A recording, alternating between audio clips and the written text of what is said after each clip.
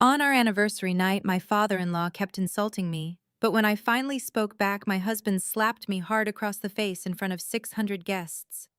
Everyone laughed at me. I wiped my tears, walked away, and made one single phone call. Dad, please come. Before I continue this story, let me know where you are watching from in the comments below. Hit like and subscribe if you have ever had to stand up to family who underestimated your worth. My name is Naomi, and I am 33 years old. For the past decade, I have worked as a historic real estate consultant. It is a quiet profession, requiring patience and deep respect for the past. I prefer simple clothes and quiet living. My husband is the exact opposite. He is 35 years old and the vice president at his father's wealth management firm. Preston lives for the spotlight. He thrives on tailored suits, luxury cars, and the constant validation of his peers. Tonight was the absolute pinnacle of his social calendar we were attending. The 10th anniversary gala for his father's investment fund at the most exclusive country club in our state. The grand ballroom was a sea of crystal chandeliers and towering floral arrangements. Waiters in pristine white tuxedos circulated with silver trays of champagne.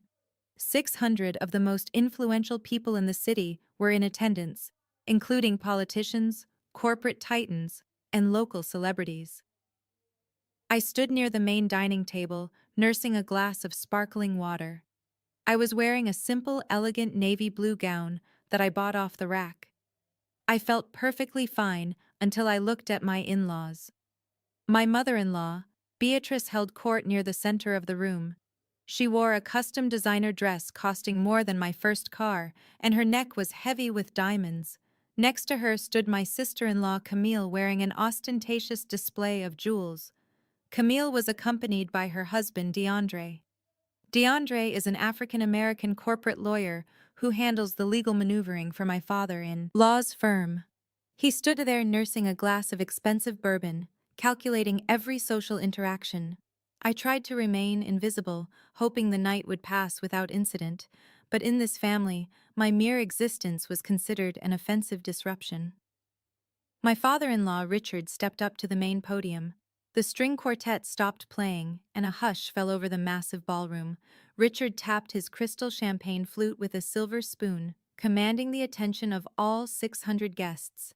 He looked out over the crowd, his chest puffed with pride.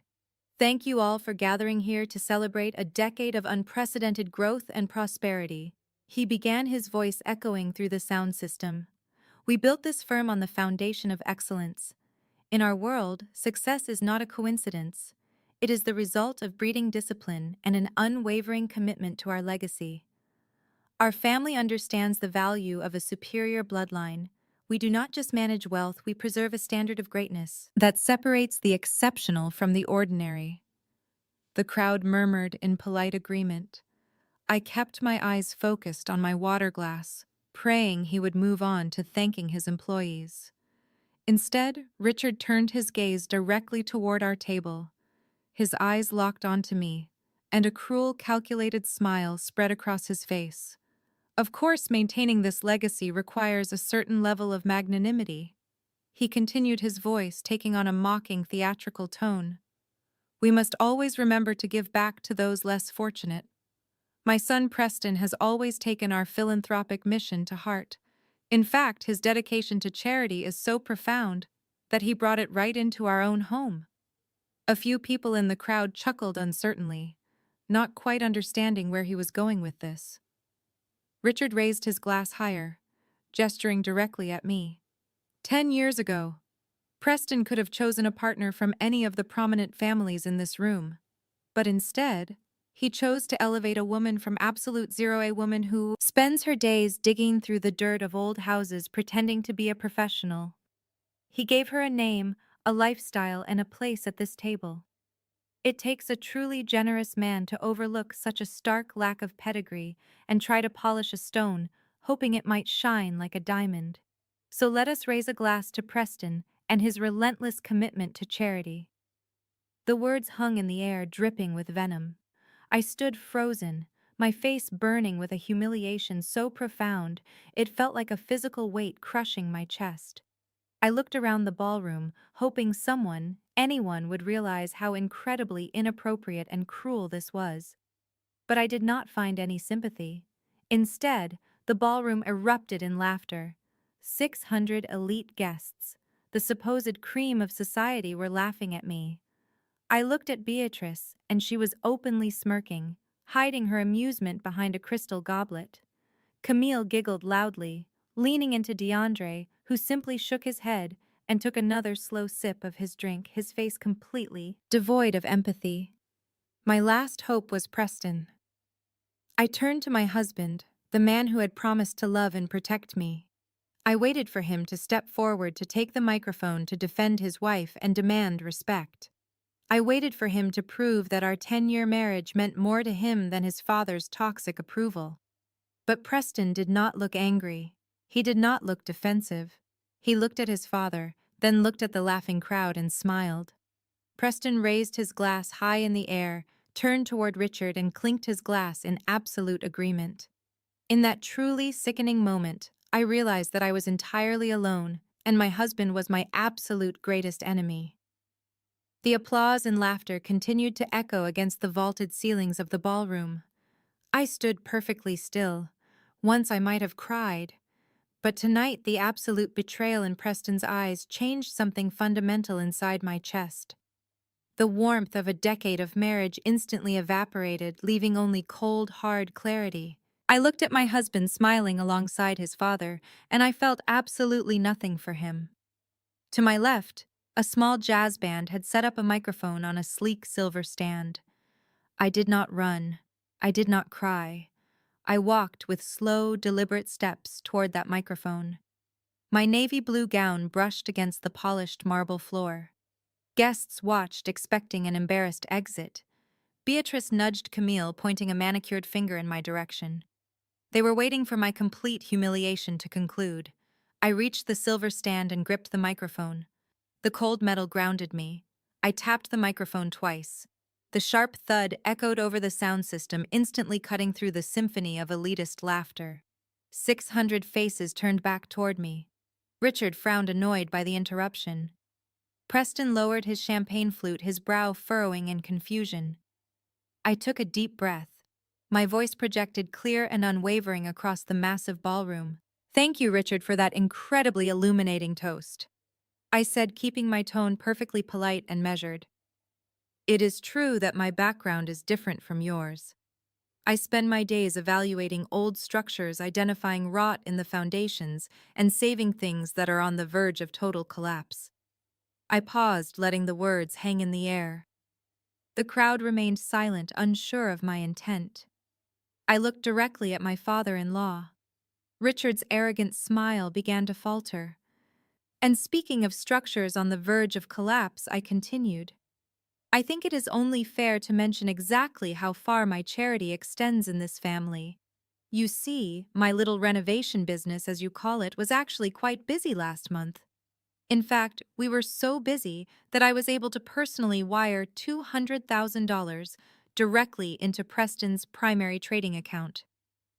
A collective gasp rippled through the front tables. I did not break eye contact with Richard. "Yes," I said loudly, ensuring everyone could hear me. $200,000 of my hard-earned dirt-digging money was wired just in time to cover a massive margin call. It seems the superior bloodline was about 48 hours away from defaulting on a highly leveraged commercial real estate position. "So you are absolutely right, Richard. I do fix crumbling foundations. I just saved yours from total bankruptcy." The heavy silence that followed was absolute and truly terrifying. It was a suffocating quiet, where not a single human breath could be heard among the 600 elite guests. Then the whispering began. It started like a low hiss, spreading rapidly from table to table. Investors leaned into each other, exchanging panicked glances. Corporate titans who had trusted Richard with their millions suddenly looked directly at him with intense suspicion and deep fear. Richard stood frozen at the podium. All the color drained from his face, leaving his skin a sickly pale gray. His jaw hung slightly open, completely stripped of his previous arrogance.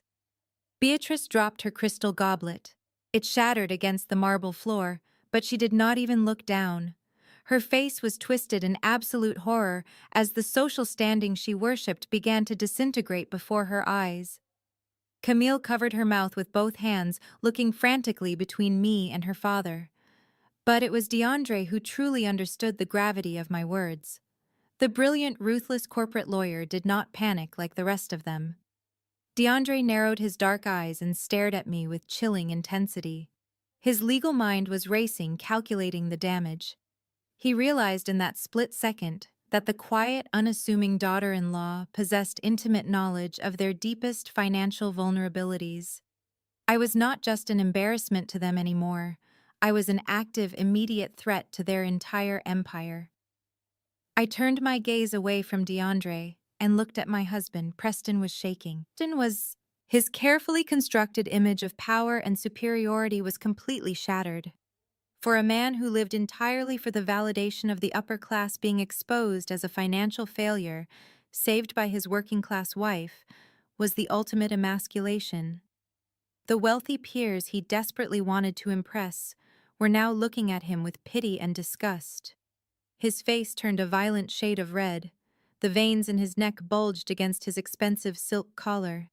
He dropped his glass and let out a primal roar of rage. "You shut your mouth!" he screamed, his voice cracking with pure fury. Preston charged across the ballroom floor. Guests scrambled out of his way, pulling their chairs back to avoid his blind rage. I stood my ground, holding the microphone, refusing to show any fear. He closed the distance between us in seconds. I thought he would grab the microphone or yell in my face. I never expected the violence that followed. Preston lunged forward, shifting his weight, and swung his right arm with all his strength. His open palm struck the side of my face with a sickening crack that echoed through the silent ballroom. The force of the blow was staggering. A burst of white light exploded in my vision, and the metallic taste of blood instantly flooded my mouth. The impact lifted my feet off the marble floor. I spun backward, completely out of control. Directly behind me stood a massive 10-tier champagne tower, glowing under the ballroom spotlights. I crashed heavily into the display. Hundreds of crystal glasses shattered in a spectacular explosion of glass and expensive vintage champagne. The sharp shards rained down around me as I collapsed onto the soaking wet marble floor, entirely surrounded by the wreckage of their perfect celebration. The sharp sting of broken crystal sliced through the thin fabric of my gown. Champagne soaked my skin, mixing with the metallic taste of blood pooling in my mouth. I lay there for a fraction of a second, staring up at the vaulted ceiling. The silence in the ballroom was absolute. Not a single person stepped forward. 600 elite guests simply watched me bleed. I pushed myself up onto my hands and knees, ignoring the sharp glass digging into my palms. My ears rang from the force of the slap, but my vision remained completely clear. I looked toward the front tables. Camille stood there, her hand covering her mouth as a sharp, cruel laugh escaped her lips.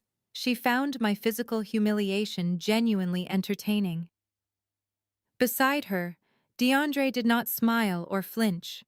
The brilliant corporate lawyer simply raised his glass of bourbon, took a slow, deliberate sip, and watched me with absolute cold detachment. He was already calculating the legal fallout. I forced myself to stand. Champagne dripped from my ruined dress. Pooling on the marble floor, I wiped the blood from my lower lip with the back of my hand. I did not rush. I picked up the microphone from the wreckage. I looked. Preston dead in the eye. He was breathing heavily, his fists clenched, still trying to project power, but his eyes betrayed his sheer panic. I dropped the microphone. It hit the marble with a deafening screech of feedback. Then I turned and walked away. I kept my head held high, forcing every single guest to step aside and clear a path for me. The heavy wooden doors of the ballroom swung shut behind me, cutting off the suffocating whispers. The grand corridor of the country club was deserted. I walked past ornate oil paintings and gilded mirrors, leaving a trail of wet footprints and shattered crystal behind me.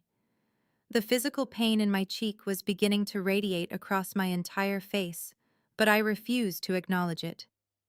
I pushed open the door to the grand restroom. The space was pristine. Gold fixtures gleamed against white marble counters. Walked straight to the vanity and gripped the edge of the sink. I stared at my reflection. A dark purple bruise was already blossoming across my left cheekbone. My lip was split and swelling rapidly. My carefully styled hair hung in wet, matted strands against my neck. I looked like a victim, but looking at that bruised face, I did not feel like a victim. I felt a terrifying sense of freedom. For 10 years, I had played the role they assigned me. I had been the quiet, unassuming wife who smiled through the insults and swallowed the disrespect. I had hidden my true identity to prove I could be loved for who I was and not for what my family possessed. Tonight, Preston proved that my experiment in living a normal life was a complete failure. He did not love me. He loved the control he thought he had over me. I reached into the small hidden pocket of my ruined gown and pulled out my phone. The screen was cracked from the fall, but it still worked. I opened my contacts. I scrolled past the decorators, the contractors, the historical preservation boards. I scrolled past Preston and Beatrice and Camille. I stopped at a number I had not dialed in a decade, a number belonging to a man whose very name commanded fear and absolute respect in the highest echelons of global finance. My thumb hovered over the screen. Calling this number meant the end of my quiet life. It meant unleashing a force that would completely obliterate the fragile world Preston and his arrogant family had built. It meant returning to the empire I had walked away from. I looked at my bruised face one last time. I pressed the call button and raised the phone to my ear. The line rang only once. It did not go to an assistant. It did not go to a secretary.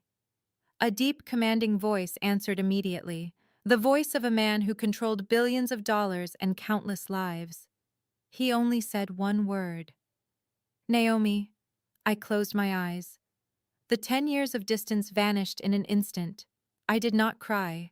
I did not explain the gala, or the slap, or the humiliation. I only spoke 3 words. Dad, please come. The line went dead. He did not ask questions. He did not need details. Harrison Global operated with swift, devastating efficiency, and my father was the architect of that power. I lowered the phone and set it on the marble counter. I turned on the gold faucet and splashed freezing cold water onto my face. The sting of the cold against my split lip brought me back to the immediate reality of the night. I grabbed a thick white towel and began drying my arms and neck. The soft fabric snagged on a piece of crystal still embedded in my skin. I pulled it out and tossed it into the sink. I was no longer the charity case they brought to their anniversary gala. I was the heir to an empire they could not even begin to comprehend. Suddenly, my cracked phone screen lit up. A sharp buzz echoed against the marble walls of the pristine bathroom. I picked up the device and looked at the notification. It was a text message from Preston. I swiped the screen and read the words he had typed in his blind, arrogant rage. He wrote, "Do not bother coming back to my house. You are getting nothing. DeAndre is already drafting the papers." I read the cruel message twice, making sure I memorized every bitter syllable. He believed he held all the power. I locked the screen and placed the phone inside my ruined pocket. The game was finally changing, and my husband had absolutely no idea what was coming next. I left the country club through the service exit, avoiding the valet staff.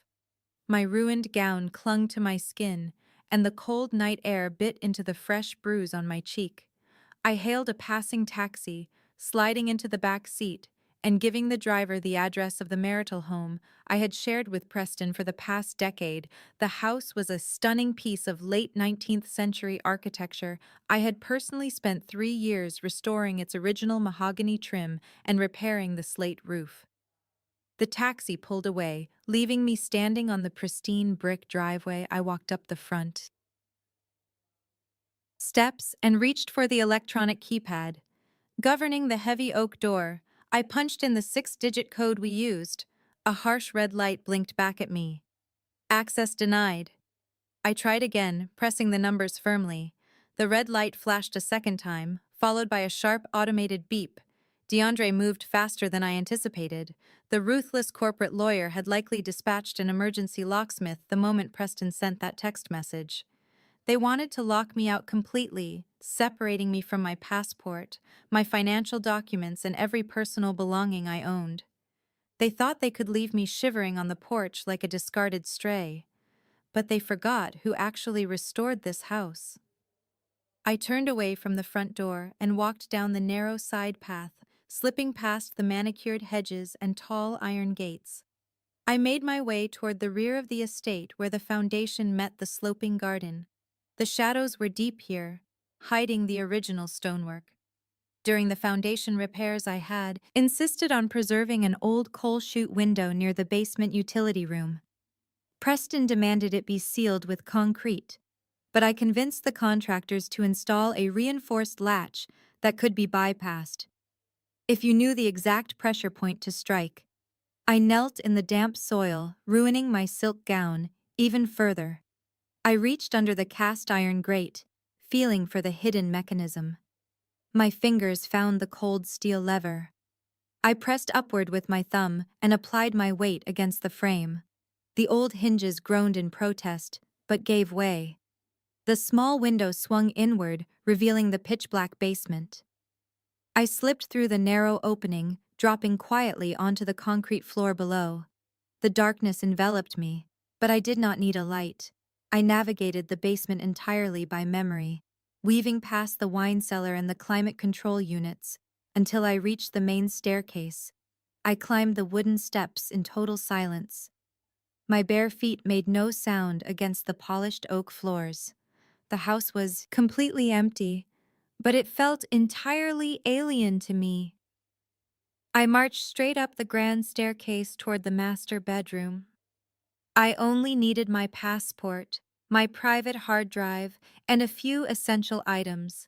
Before my father arrived, I pushed open the heavy double doors of the master suite and stepped inside. The soft moonlight filtered through the sheer curtains, illuminating a scene of absolute disrespect.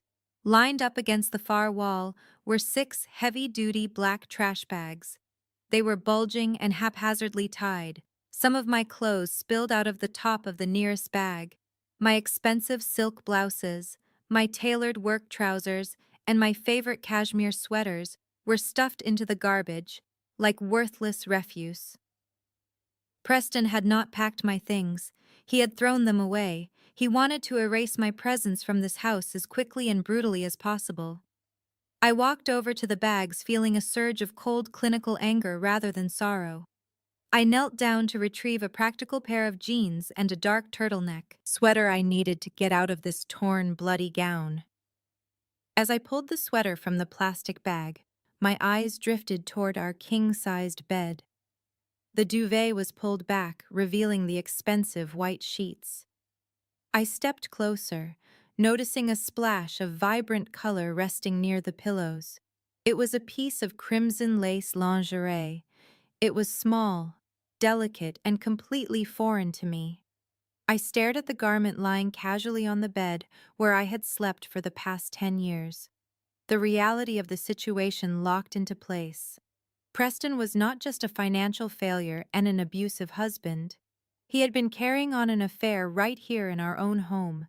He brought another woman into the space I painstakingly restored. He let her sleep in our bed while I was out working to save his arrogant family from financial ruin. I picked up the crimson lace between my thumb and index finger. It felt cheap. The sheer audacity of his betrayal was staggering. He wanted me out tonight, not just to punish me for humiliating his father, but because he planned to bring this woman back to our home. I dropped the lingerie back onto the pillows. I calmly pulled off my ruined gown, letting the torn silk pool around my ankles. I pulled on my jeans and the dark cashmere sweater, relishing the warmth of the dry clothing. I walked to my private safe, hidden behind a false panel in the walk-in closet. I entered the biometric code and retrieved my passport and the encrypted hard drive containing all my independent business assets. I zipped my few belongings into a single leather duffel bag. I slung the strap over my shoulder, ready to leave this toxic prison forever. But before I could take a step toward the hallway, a sharp mechanical sound echoed from the ground floor. The electronic deadbolt on the front door whirred and clicked, heavy brass tumbling out of the locking mechanism. The heavy oak door swung open, hitting the entryway wall with a loud thud. I froze, standing perfectly still in the shadows of the master closet. Footsteps echoed against the marble foyer. Heavy, deliberate steps of two men walking with total ownership of the space. I heard Preston laughing a cruel and arrogant sound. He was not alone. He had brought his legal mastermind with him. DeAndre spoke, his deep voice carrying clearly up the grand staircase. The lawyer was outlining the exact legal maneuvers he planned to execute by morning, detailing how they would freeze my bank accounts and ensure I left the marriage with nothing but the clothes on my back. Their footsteps moved past the kitchen and began ascending the stairs. They were heading directly toward the master bedroom, unaware that the woman they intended to destroy was standing quietly in the dark, waiting for them. I stood perfectly still in the darkness of the master closet, gripping the heavy strap of my leather duffel bag. The footsteps crossed the threshold of the bedroom. The harsh glare of the overhead lights flickered on instantly. Banishing the soft moonlight, Preston let out a breath when he saw my ruined silk gown discarded on the floor. He knew immediately that I had bypassed his security measures. I did not wait for him to search the room. I stepped out of the shadows and walked calmly into the center of the master suite. My dark cashmere sweater and jeans provided a stark contrast to the glittering spectacle of the gala I had just escaped. Preston glared at me, his jaw clenched tight. The red mark from where he had struck my face was mirrored by the dark purple bruise blooming across my own cheekbone. "You always were a stubborn problem," Preston sneered, stepping aside to let his legal mastermind enter the room. DeAndre walked in with the absolute confidence of a man who owned the world. He wore a perfectly tailored charcoal suit, his expression completely devoid of any human empathy. He carried a thick leather-bound folder in his right hand. He did not say a word of greeting. He simply walked over to the king-sized bed and dropped the heavy stack of legal documents onto the pristine white sheets. The heavy folder landed right next to the cheap crimson lace lingerie Preston had left out for his mistress. DeAndre adjusted his cuffs and looked at me with cold calculation. "We are going to make this very simple, Naomi."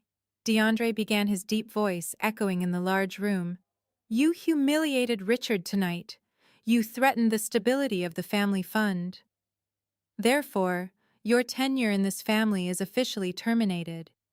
The documents on that bed represent a clean break divorce settlement. At least that is how it is titled. It is actually a highly restrictive post-nuptial agreement drafted retroactively to protect Preston from your erratic behavior." I looked at the thick stack of papers, then back at the ruthless corporate lawyer. I did not shout or cry. I simply asked him to explain exactly how he planned to enforce a retroactive agreement. DeAndre smiled. It was a chilling, predatory expression. He relished the opportunity to dismantle an opponent. He stepped closer to the bed, tapping the leather folder with a manicured finger. "You see, Naomi, you made a critical error when you deposited your earnings into the joint marital accounts," DeAndre explained, using his sharpest legal jargon. "Over the past 18 months, I have been acting as Preston's fiduciary counsel. I established a series of shell corporations under the guise of commercial real estate investments. Every dollar you earned from your historic preservation business, every single wire transfer you made was systematically routed into those holding companies. We then executed a series of strategic internal loans that intentionally defaulted on paper. The liquidity did not vanish. It was legally restructured and transferred into an irrevocable offshore trust located in the Cayman Islands." My mind raced as I processed the sheer magnitude of their financial betrayal. They had not just planned to divorce me, they had been actively stealing from me for over a year. I stared at DeAndre, forcing him to reveal the rest of his malicious strategy. "And who is the beneficiary of this offshore trust?" I asked, keeping my voice dangerously level. Camille DeAndre replied without a single hint of remorse. "My wife is the sole beneficiary of the trust. Your life savings, your business profits, and every asset you brought into this marriage now legally belong to her. The accounts are entirely boxed out, shielded by international privacy laws. You have absolutely zero legal claim to your own money. You are completely bankrupt." "Naomi?" Preston barked a cruel, arrogant laugh. He walked over to the bed and picked up the crimson lingerie, tossing it carelessly onto the floor. "You actually thought you could walk into our gala and threaten my father?" Preston mocked, his eyes flashing with vindictive delight. "You thought wiring $200,000 made you powerful? You are nothing but a glorified construction worker. We took your money because you were too stupid to notice. Now you have no family to protect you, no savings to hire a lawyer, and absolutely no place to sleep tonight." I tightened my grip on the duffel bag, analyzing their entire strategy. They were relying on shock and financial devastation to force my compliance. They believed I was an isolated working-class woman who would crumble under the weight of their elite legal maneuvering. DeAndre reached inside his tailored jacket and produced a sleek silver pen. He clicked it once. The sharp metallic sound broke the heavy tension in the room. He held the pen out toward me, offering it like a weapon. "You have two choices," DeAndre said, his voice dropping to a dangerous, authoritative timbre. "You can take this pen and sign the agreement on the last page. If you sign, you agree to waive all right to spousal support and relinquish any claim to the stolen funds.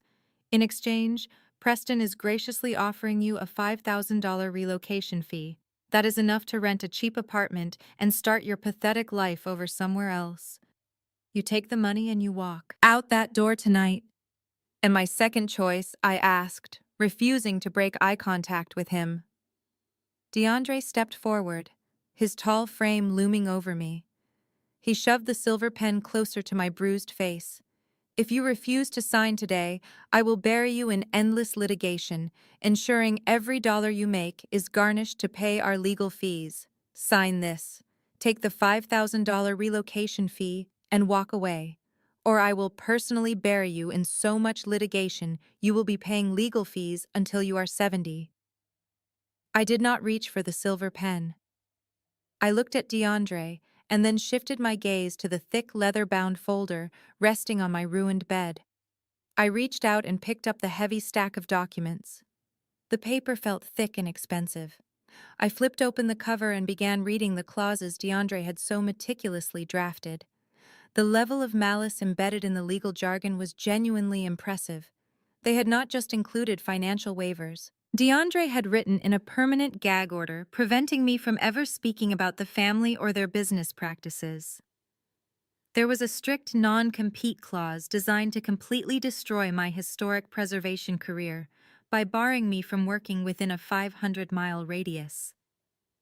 The final page even included a drafted admission of fault, stating that I had caused the breakdown of the marriage due to my own unstable behavior. They wanted to strip me of my money, my career, my voice, and my sanity. I read the final lines, noting the specific blank space left for my signature. Preston watched me with a triumphant smirk, clearly believing that the sheer weight of the legal threats had finally crushed my spirit. DeAndre stood perfectly still, waiting for me to accept my total defeat. They both expected me to break down crying, to beg for a larger settlement, or to simply sign my life away out of sheer terror. Instead, I closed the folder. I looked DeAndre directly in the eyes. I gripped the thick stack of premium legal paper with both hands. I braced my wrists and twisted my grip, applying all my strength. The sound of thick paper tearing ripped through the silence of the master bedroom. I tore the entire post-nuptial agreement perfectly in half. I let the severed pieces of their meticulous legal trap fall from my hands. The heavy halves landed with a dull thud directly onto the toes of DeAndre's expensive Italian leather shoes. I turned my back on the ruthless lawyer and walked over to my dark corner of the room. I reached down and picked up the heavy strap of my leather duffel bag, slinging it securely over my shoulder. I stood tall, feeling the solid weight of my encrypted hard drive and my passport pressing against my side. I had everything I needed to destroy them. Preston stared at the torn documents on the floor and then erupted into a cruel, mocking laugh. "You are completely delusional, Naomi," he sneered, taking a step toward me. "You think tearing up a piece of paper changes your reality? You have absolutely nothing. You have no family to run to. You have no trust fund to fall back on. You have no powerful daddy to call for a rescue. You are just a stray dog we brought in from the cold." Preston continued to close the distance, his voice rising in volume and viciousness. "I gave you everything you have. I elevated you. And now you are going back to the gutter. Where exactly do you think you are going to go tonight? Your bank accounts are frozen. Your credit cards will decline the second you try to swipe them. You cannot afford a hotel. You cannot even afford a cab ride across the city. You will be sleeping on the wet concrete like a homeless beggar by midnight." DeAndre crossed his arms, looking at me with pure disdain. "You made a very poor calculation, Naomi. I will file the original digital copies tomorrow morning. You will be served with a lawsuit so massive it will ensure you never work in this state again. You should have taken the $5,000. I did not offer a single word of rebuttal. I did not need to defend myself to men who were already financially dead. I simply adjusted the strap of my duffel bag and started walking toward the bedroom door. Preston blocked my path, his face twisted with arrogant rage. He grabbed my upper arm, his fingers digging painfully into my skin. He shoved me forcefully toward the hallway. "Get out of my house!" Preston shouted, pushing me toward the grand staircase. "Get out before I have you arrested for trespassing!" I caught my balance and descended the stairs, my bare feet hitting the polished wood. Preston followed closely behind me, shoving me again when I reached the grand foyer. DeAndre descended the stairs at a slower pace, watching my eviction with clinical satisfaction. Preston marched to the heavy oak front door and yanked it open. A violent storm had rolled in from the coast while I was inside. The wind howled through the open doorway, driving sheets of freezing rain onto the marble floor of the foyer. Lightning flashed in the distance, illuminating the manicured lawns and the dark brick driveway. The temperature had plummeted. Preston shoved me one final time, pushing me hard through the open doorway. I stumbled onto the wet stone porch, barely keeping my footing. The freezing rain instantly soaked my dark cashmere sweater and my jeans. I turned around to face my husband. Preston stood in the warm, dry foyer, a cruel smile plastered across his face. "Welcome back to the real world," Preston mocked, raising his voice to be heard over the roaring wind. "Have a nice life in the gutter, Naomi." He grabbed the heavy brass handle and slammed the oak door shut. The loud crack of the deadbolt sliding into place echoed over the thunder. I was officially locked out in the cold. I walked slowly down the stone steps and stepped onto the flooded brick driveway. The freezing rain beat down on my shoulders, matting my hair against my bruised cheek. The wind whipped past me, chilling me to the bone. I stood completely alone on the dark curb of the massive estate, gripping my leather duffel bag.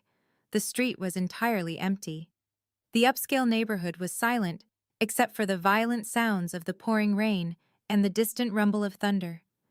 Preston and DeAndre were inside drinking bourbon and celebrating my destruction. They believed I was utterly defeated. I stared down the long dark street, refusing to shiver. Suddenly, the pitch-black darkness of the wealthy neighborhood was pierced by a blinding set of LED headlights. The intense white beams cut through the driving rain, sweeping across the wet pavement. It was not just one vehicle. A massive fleet of 3 identical black Cadillac Escalades emerged from the storm. The heavy luxury SUVs drove in perfect, menacing synchronization. The convoy glided smoothly up the street, their tires hissing against the flooded asphalt. The 3 massive vehicles pulled up to the curb and came to a seamless halt directly in front of me. The heavy engines idled with a low, powerful hum vibrating through the flooded pavement beneath my bare feet. Rain lashed against the dark-tinted windows, but the convoy remained perfectly still. The synchronized arrival of these luxury SUVs was not a coincidence. It was a calculated display of absolute precision and terrifying resources. I stood there shivering in my soaked cashmere sweater, clutching my leather duffel bag as the blinding white headlights cut through the torrential downpour. Behind me, the heavy oak front door of the estate swung open once again. Preston and DeAndre stepped out onto the sheltered stone porch, drawn by the sudden illumination of the street. They had likely expected to see me crawling away into the darkness or begging on my knees. Instead, they found me illuminated by a fleet of vehicles that cost more than their combined annual salaries. I could hear Preston scoffing over the roaring wind, clearly assuming this was some sort of mistake or a lost motorcade making a turn in his exclusive neighborhood. He leaned against the brick pillar, crossing his arms with arrogant amusement. DeAndre stood beside him, his sharp legal mind already trying to process the highly unusual disruption. The rear door of the lead Escalade swung open. A man in a pristine dark suit stepped out into the freezing rain. He did not flinch against the storm. He opened a massive black umbrella, holding it steady with military discipline. He turned and extended his free hand toward the dark interior of the vehicle. Then my father stepped out. Harrison moved with the kind of effortless authority that cannot be bought or faked. He wore a charcoal overcoat layered over a bespoke midnight blue suit. He did not rush. He did not look around the neighborhood with the desperate curiosity of a man trying to gauge his social standing. He already owned the world, and his posture demanded immediate submission from everything around him. He walked toward me, his leather shoes stepping directly into the freezing puddles without a single moment of hesitation. The security guard kept the umbrella perfectly centered over his head, shielding him from the violent storm. I had not seen my father in a decade. I had walked away from his towering empire because I wanted to prove I could build a life entirely on my own merits. I wanted to be loved for my hard work and my character, not for the billions attached to my last name. Looking at him now, I realized how incredibly foolish my experiment had been. Harrison stopped 2 feet in front of me. The icy rain was instantly blocked by the wide canopy of the black umbrella. My father did not look at the massive house behind me. He did not look at the expensive cars in Preston's driveway. He only looked at me. His sharp, dark eyes scanned my soaked clothes, my shivering frame, and my bare feet standing on the freezing concrete. Then his gaze locked onto the left side of my face. He saw the dark purple bruise blooming across my cheekbone. He saw my split lip. The temperature under that umbrella seemed to drop another 20 degrees. I watched the muscles in my father's jaw clench. A terrifying, silent fury radiated from him so intensely that the security guard beside him visibly stiffened. Harrison was a man who dismantled global corporations before breakfast. Seeing his only daughter physically assaulted pushed him to the absolute edge of his legendary restraint. But he did not yell. He did not charge the porch. He simply unbuttoned his heavy cashmere overcoat and slipped it off his shoulders. He stepped forward and wrapped the thick, warm fabric around my shivering shoulders. The coat smelled of cedar and expensive cologne, providing an instant shield against the biting cold. He pulled the lapels tight across my chest, securing my leather duffel bag underneath the heavy wool. He lifted his hand and gently brushed a wet strand of hair away from my uninjured cheek. "Get in, sweetheart." Harrison said, his voice a low, vibrating rumble that carried absolute finality. "Their game is over." On the stone porch, Preston let out a loud, mocking laugh, trying to assert his dominance over a situation he fundamentally did not understand. He stepped forward to the edge of the stairs, cupping his hands around his mouth to shout over the storm. "Who is this Naomi Preston?" yelled his voice dripping with condescension. "Did you call a taxi service to come rescue you from the gutter? You are going to need a lot more than a fancy ride to save you from what we are filing tomorrow morning." Harrison finally shifted his gaze. He looked past me, staring directly at the man who had just struck his daughter. My father did not shout back. He did not offer a single word of rebuttal or threat. He simply looked at Preston with the absolute cold disgust usually reserved for a cockroach. The sheer weight of that silent stare was devastating.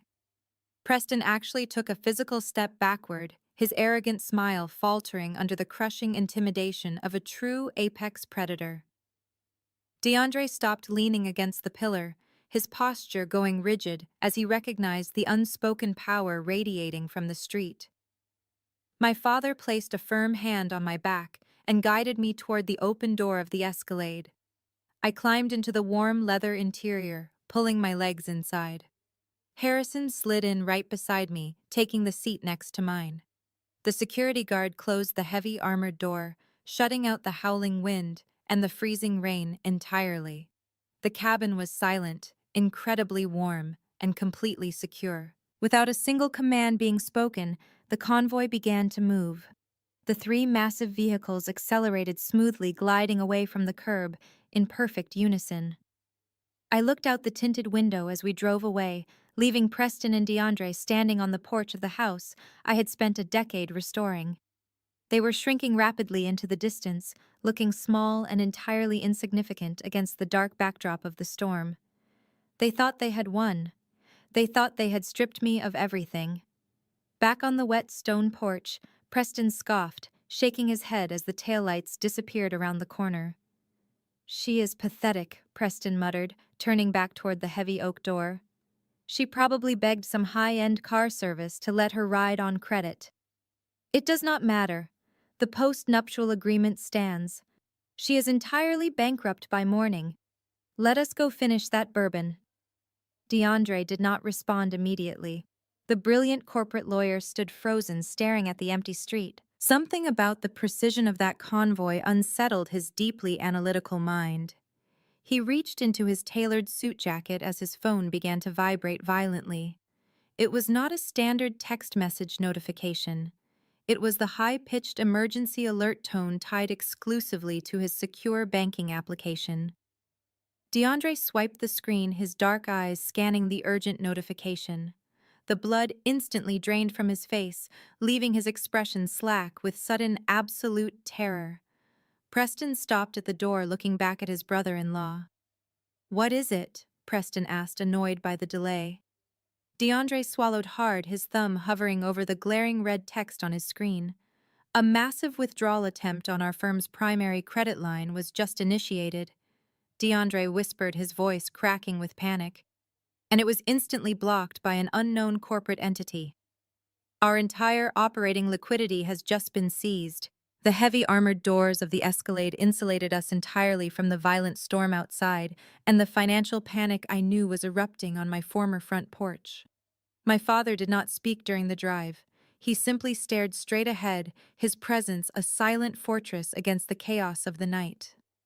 I pulled his cashmere overcoat tighter around my shivering frame, gripping my leather duffel bag. We drove through the slick, flooded streets of the city, leaving the affluent suburbs behind and entering the towering concrete canyons of the financial district. The convoy descended seamlessly into a highly secured underground parking facility. Steel gates rolled shut behind us, locking out the world. A private elevator whisked us upward, ascending 60 floors without a single sound. The polished steel doors parted to reveal my father's $50 million penthouse. It was a masterpiece of modern architecture spanning the entire top floor of the skyscraper. Floor-to-ceiling glass walls offered a panoramic view of the storm-battered city. The interior was a study in perfectly calculated luxury, featuring dark slate floors, rare obsidian accents, and austere minimalist furniture that projected absolute power. A small team of staff was already waiting, having been alerted the moment my father's motorcade picked me up. A quiet, efficient woman guided me into a massive guest suite. She took my soaked clothes and handed me a plush robe, followed by a perfectly tailored pair of dark trousers and a heavy silk blouse. The dry garments felt like armor against my chilled skin. When I emerged back into the main living area, a steaming cup of Earl Grey tea was waiting for me on a glass table. Beside the table stood a man carrying a medical bag. My father never left anything to chance, and he had summoned his personal concierge physician. The doctor worked in total silence. He carefully examined my jaw, checking for fractures before applying a specialized cooling gel to the dark purple bruise blooming across my cheekbone. The stinging pain began to recede, almost immediately replaced by a dull, manageable ache. The doctor packed up his bag, gave my father a sharp nod, confirming I was structurally sound, and quietly exited the penthouse. I stood by the massive windows looking out at the lightning striking the distant skyscrapers. I held the warm teacup in both hands, letting the heat seep into my bones. Harrison walked up behind me, holding a crystal tumbler of scotch. He did not look at the storm. He looked at my reflection in the glass. 10 years, Naomi, he said, his deep voice cutting through the quiet hum of the penthouse climate control. 10 years you spent playing house with parasites. You rejected your seat at the board. You rejected the security detail. You rejected your own name. I turned to face him, feeling the familiar weight of our old arguments rising to the surface. I wanted to build something very real, Dad, I replied, keeping my voice steady. I wanted to know what it felt like to create a legacy with my own 2 hands, without the shadow of Harrison Global looming over every achievement. I wanted to find a man who loved me for my mind and my character, not because marrying me meant access to $1 billion trust fund. My father took a slow sip of his scotch, his dark eyes locked onto mine. And did you find that genuine love, Naomi?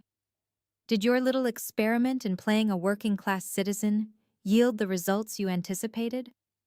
The words stung because they were absolutely true. My 10-year marriage was a complete fabrication. Preston had not loved my character. He had tolerated me because I was useful. He enjoyed playing the wealthy benefactor to a woman he believed was beneath him socially. When my usefulness shifted, when I dared to expose his financial incompetence in front of his elite peers, his affection instantly transformed into physical violence and legal theft. He stripped me of the modest savings I had built, digging through the dirt of old houses. I looked down at the dark slate floor. No, I admitted quietly. I was wrong. They did not want a partner. They wanted a prop. And when I stopped being a convenient prop, they locked me out in the freezing rain and tried to steal everything I earned.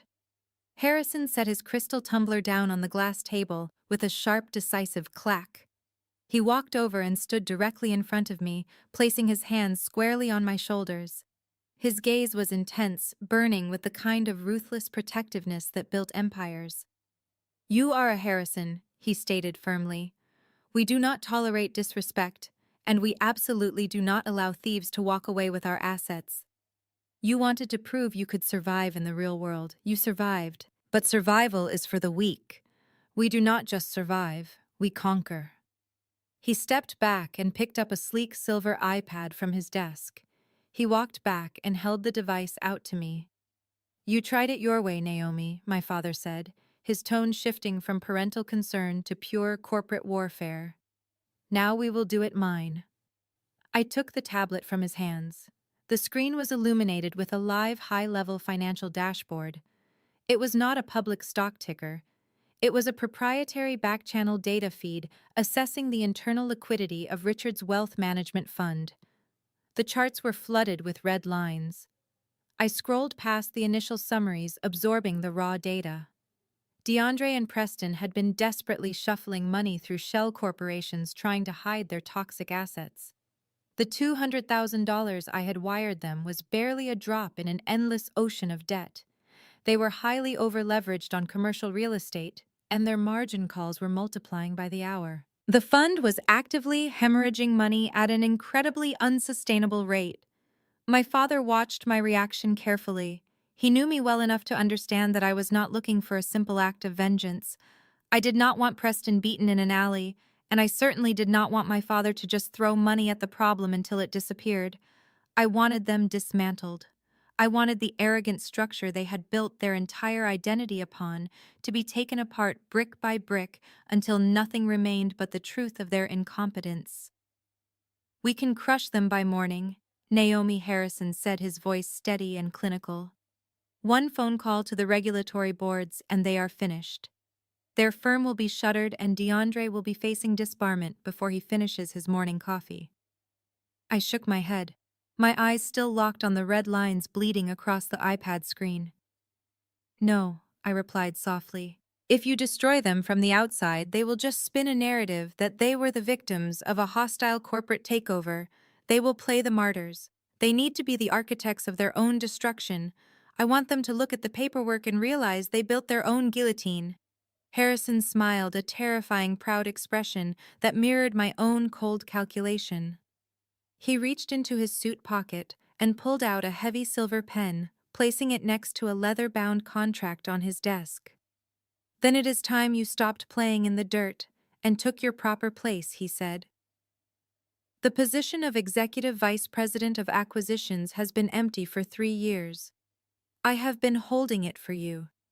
Sign the contract, Naomi. Become the apex predator you were born to be.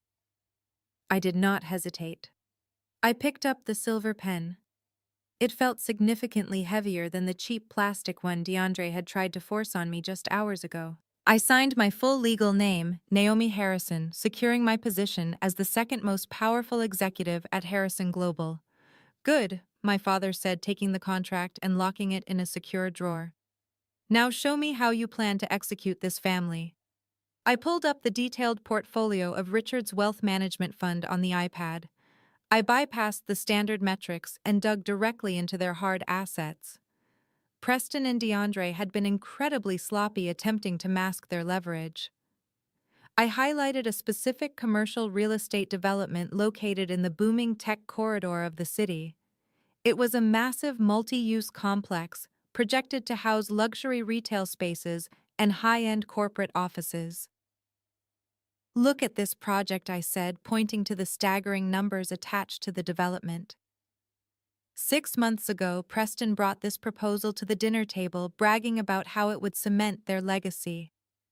I reviewed the architectural plans and the structural assessments. I specifically warned him that the foundation of the primary building was compromised by a subterranean water table issue.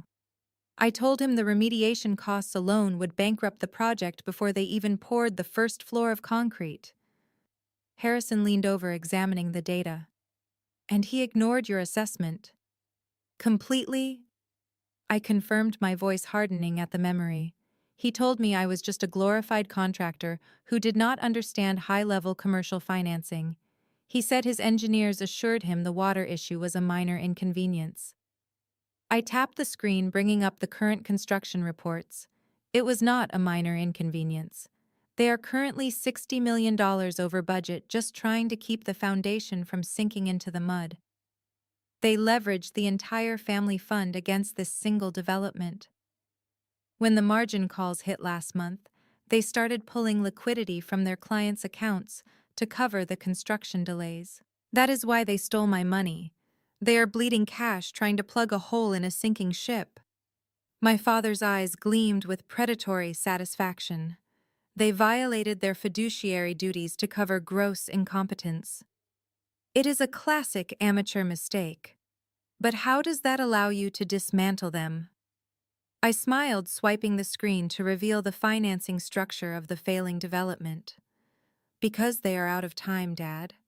The primary construction loan is due for a massive balloon payment in exactly 5 days. If they default, the bank seizes the development and the entire wealth management fund collapses under the cross-collateralization clauses DeAndre so arrogantly drafted. I looked up from the screen, meeting my father's intense gaze. They are desperate. They need a massive infusion of capital immediately to avoid total bankruptcy. They are currently seeking a private equity bailout of $150 million to cover the balloon payment and keep the project afloat. Harrison crossed his arms, leaning back against his heavy mahogany desk. And who exactly are they courting for this desperate bailout? I turned the iPad around so my father could see the active communication logs intercepted by his own corporate espionage team. Richard and Preston had been sending increasingly frantic emails and meeting requests to a single private equity titan. They believed this titan was their only hope for survival. They were practically begging for an audience willing to offer absurdly favorable terms just to secure the cash. They are courting us. I said, the reality of the situation perfectly aligning. Richard and Preston are currently begging Harrison Global for a $150 million lifeline. They have absolutely no idea that the woman they just locked out in the freezing rain is the executive vice president of the very company they are relying on to save their lives. The morning after my father's intervention, the reality of my new position settled over me. I was no longer the unassuming daughter-in-law trying to fit into a world that despised me. I was Naomi Harrison, Executive Vice President of Acquisitions, and I had the full weight of a global empire at my disposal. While I spent the morning reviewing the intricate financial web DeAndre and Preston had woven to cover their incompetence, my former family was busy constructing a very different narrative. Oblivious to the true identity of the woman they had locked out in the rain, Beatrice and Camille launched a coordinated and vicious smear campaign across their elite social circles.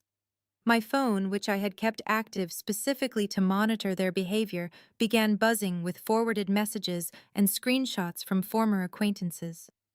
Beatrice, ever the calculating socialite, wasted no time weaponizing the country club gossip network. At a charity luncheon she hosted that very morning, she played the part of the devastated, betrayed mother-in-law to perfection.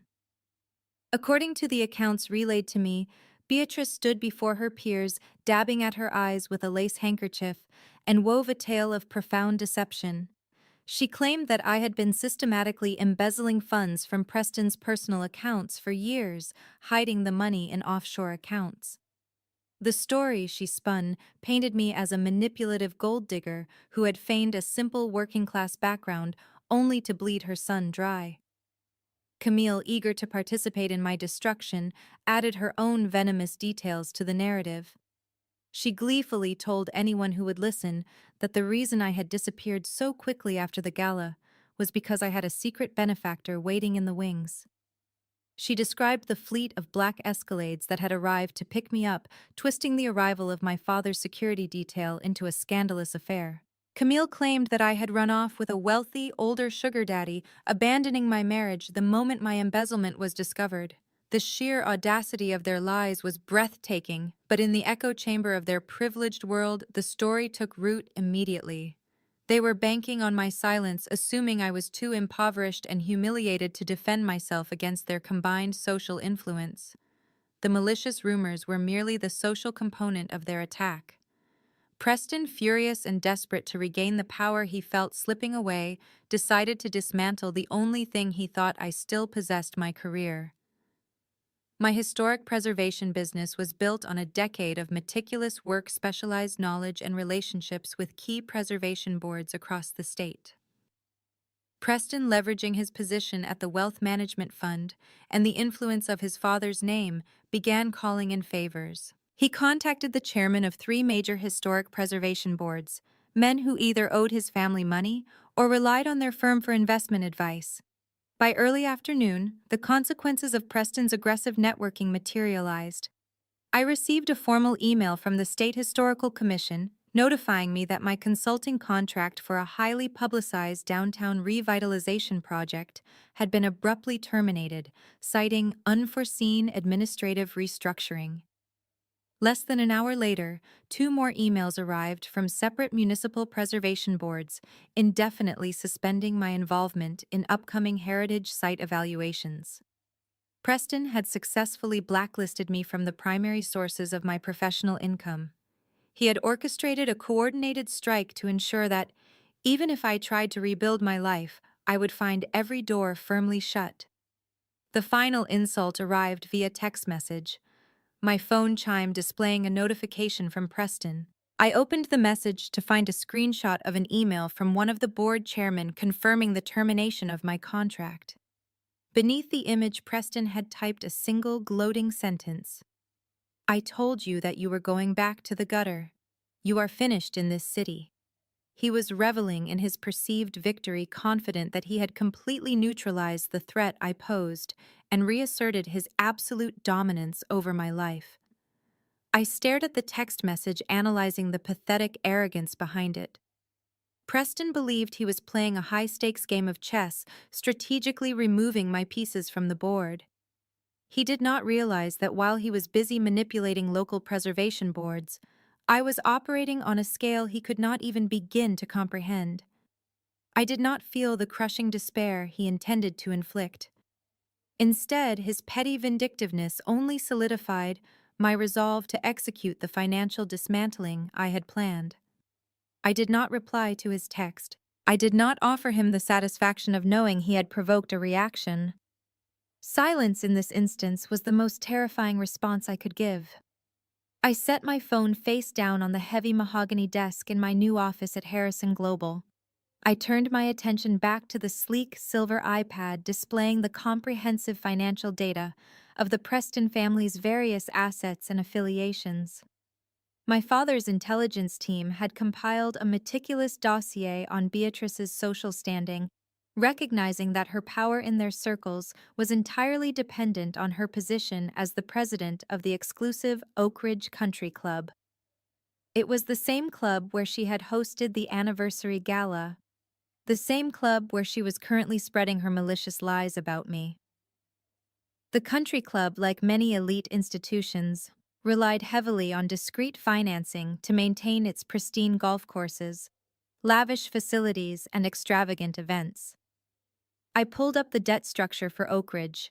The club had recently undertaken a massive multi-million-dollar renovation of its clubhouse and dining facilities, funded by a substantial line of credit from a regional bank. That line of credit was currently active, and the debt was bundled into a larger portfolio managed by a secondary financial institution. I pressed a button on the intercom, connecting me directly to the acquisitions team standing by. I instructed them to initiate the immediate purchase of the entire debt portfolio holding the Oak Ridge Country Club's line of credit. The maneuver was swift, aggressive, and entirely legal.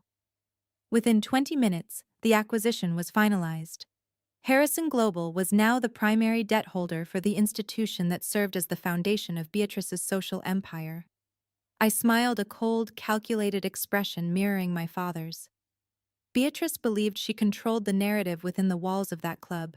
She had no idea that I now owned the walls themselves. I set the Oak Ridge Country Club acquisition file aside and shifted my focus back to the primary target. Beatrice's social destruction was merely a localized tremor. The absolute financial obliteration of Richard's wealth management firm was the impending earthquake. I walked out of my executive office and down the glass-lined corridor to the secure financial war room at the heart of Harrison Global. The space was a command center of blinking servers and wall-to-wall digital displays tracking global market fluctuations. Inside, 5 of my father's most ruthless forensic accountants were already dissecting the bailout application. Preston and DeAndre had so desperately submitted. I took a seat at the head of the long obsidian conference table. The lead accountant, a sharp-featured man named David, projected a complex web of financial transactions onto the main screen. He had been tracing the exact origins of the liquidity Preston claimed his firm possessed to qualify for a $150 million bailout from a titan like Harrison Global. An applicant must prove they have substantial unencumbered skin in the game. Preston's application boasted a sudden massive influx of cash over the past 48 hours. I instructed David to dig directly into the routing numbers of those recent deposits. The forensic team unleashed their proprietary algorithms. We watched the data populate in real time, stripping away the layers of corporate camouflage DeAndre had meticulously constructed. The brilliant corporate lawyer thought he was playing a localized game of financial chess against provincial regulators. He did not realize he was actively being audited by a global superpower that possessed unrestricted access to international banking backdoors. The screen lit up with a series of offshore holding accounts. I recognized the Cayman Islands trust DeAndre had thrown in my face the night he evicted me. But the money did not stop there. David isolated the digital paper trail. The funds had been aggressively cycled back into domestic accounts, masking their origin before being deposited into Preston's primary corporate liquidity pool. The accounting team ran a comparative analysis against the firm's client ledger. The results flashed on the screen in bright red alert blocks. The room fell entirely silent. DeAndre had not just hidden my stolen savings in an offshore trust. He had weaponized them to meet the stringent liquidity requirements for the Harrison Global bailout application. DeAndre had executed a highly illegal commingling maneuver. He had systematically raided the escrow accounts of their most vulnerable clients. He swept the remaining balances of several elderly investors, a local teacher's pension fund, and every single cent of the money he had stolen from my historic preservation business. He bundled those stolen funds and presented them on the official application as Preston's personal unencumbered capital. I stared at the glowing red lines connecting the stolen client funds directly to Preston's fraudulent balance sheet. The sheer arrogant stupidity of their actions was staggering. DeAndre had facilitated massive wire fraud. Preston had signed his name to fabricated federal financial documents. They were no longer just terrible husbands and elitist snobs. They had actively crossed the line into severe federal criminality. This was a textbook Securities and Exchange Commission violation of the highest order. David looked across the table at me, pushing a printed dossier of the traced funds forward. He confirmed what I already knew. This is not a civil dispute anymore. Naomi, they have committed egregious federal crimes. If we submit this data packet to the regulatory authorities, the FBI will be raiding their corporate headquarters by tomorrow afternoon. I picked up the thick dossier, feeling the incredible weight of the evidence in my hands. Preston had mocked me, standing in his grand foyer, telling me I had absolutely no money to fight them. DeAndre had threatened to bury me in endless litigation, assuming I would be crushed under his superior legal intellect. They believed they were untouchable masters of the universe. Instead, they had unknowingly handed me the exact weapon required to completely annihilate them. This single dossier contained the absolute power to have DeAndre stripped of his legal license and permanently disbarred. It held the undeniable proof necessary to put Preston in a federal penitentiary for the next 20 years. Richard's legacy, his entire identity built on the illusion of superior financial acumen, would be reduced to a spectacular criminal scandal. I held their complete destruction in my hands. But simply handing the file over to the federal authorities was too quick. It was too impersonal. I did not want them arrested in the comfort of their own office, blissfully unaware of who had orchestrated their downfall. I wanted them to walk willingly into the trap. I wanted them to look into the eyes of the woman they had abused and discarded in the freezing rain and realize that she was the absolute architect of their ruin. I set the heavy dossier back down on the cold, polished obsidian table. I looked at the lead accountant and instructed him to secure the data packet but withhold it from the regulatory agencies for exactly 24 hours. I then pulled out my encrypted corporate phone and opened the executive scheduling application. I pulled up the pending bailout request that had been submitted by Richard's struggling wealth management firm. The application was flagged as urgent begging for immediate review.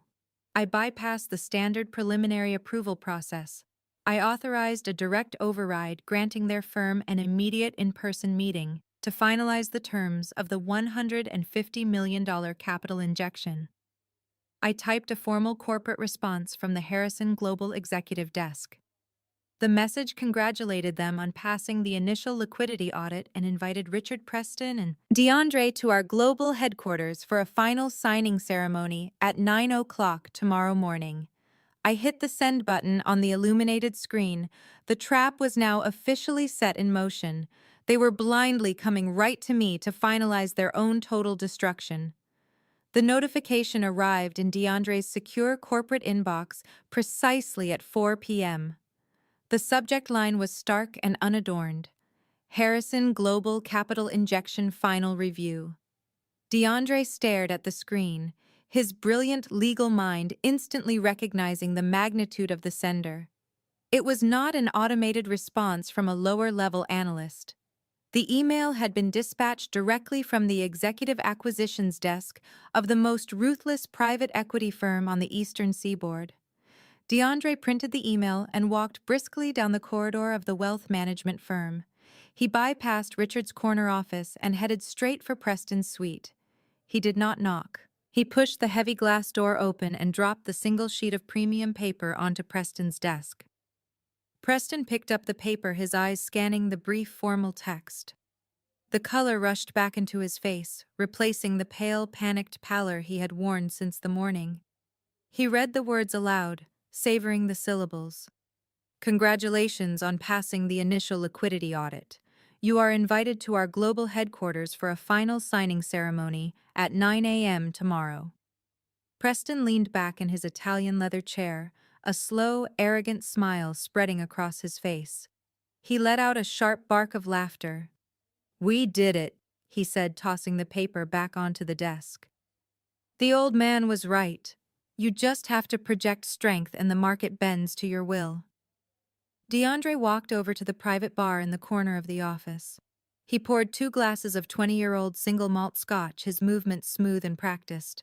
"It wasn't projecting strength, Preston," DeAndre corrected, handing a glass to his brother-in-law. "It was aggressive, highly creative legal structuring.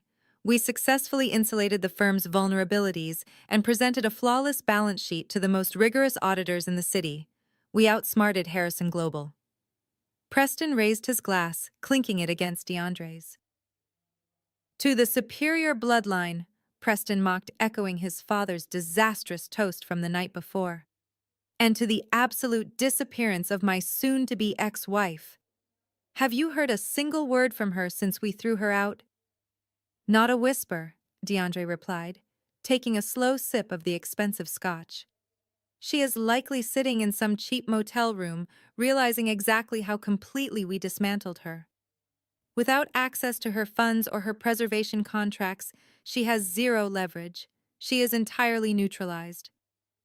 Preston walked over to his humidor and pulled out 2 premium Cuban cigars. He handed one to DeAndre and clipped the end of his own.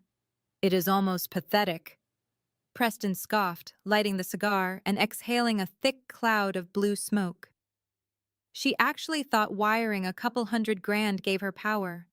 She had no idea she was playing in a league where $150 million is just a signature on a piece of paper."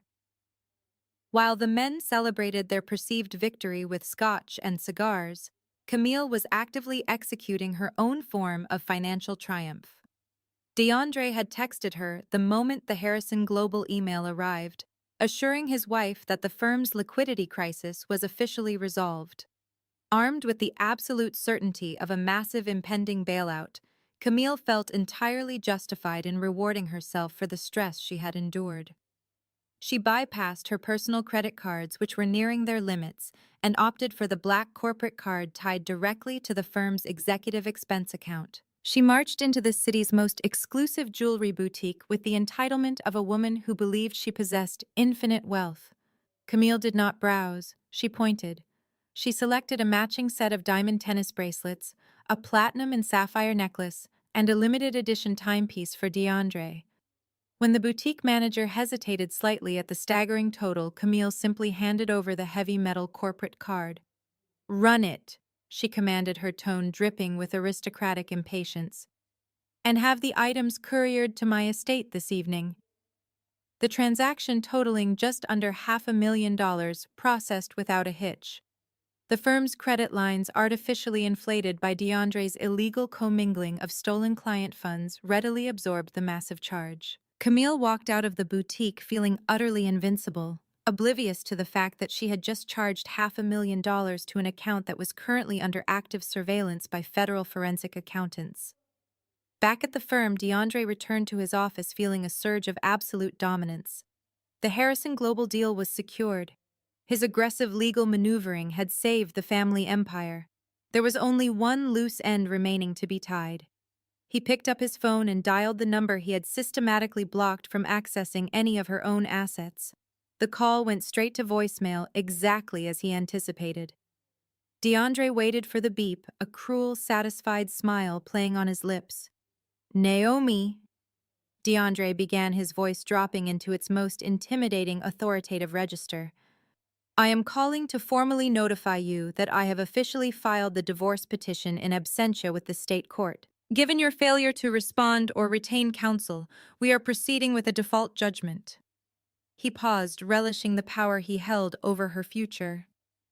"I also want to inform you that your preservation contracts have been permanently reassigned. Your reputation in this city is entirely finished. I strongly suggest you take the $5,000 relocation fee I offered and leave the state. If you attempt to contest this divorce or contact this family again, I will personally ensure you are held liable for the entirety of our legal fees. You played a very stupid game, Naomi, and you lost everything. DeAndre ended the call and tossed the phone onto his desk. He checked his watch. It was 5:30 p.m. He packed his briefcase ready to head home and celebrate with Camille. Tomorrow morning they would sign the paperwork with Harrison Global and their financial supremacy would be permanently restored. 10 miles away, high above the city skyline, I stood in my executive office at Harrison Global.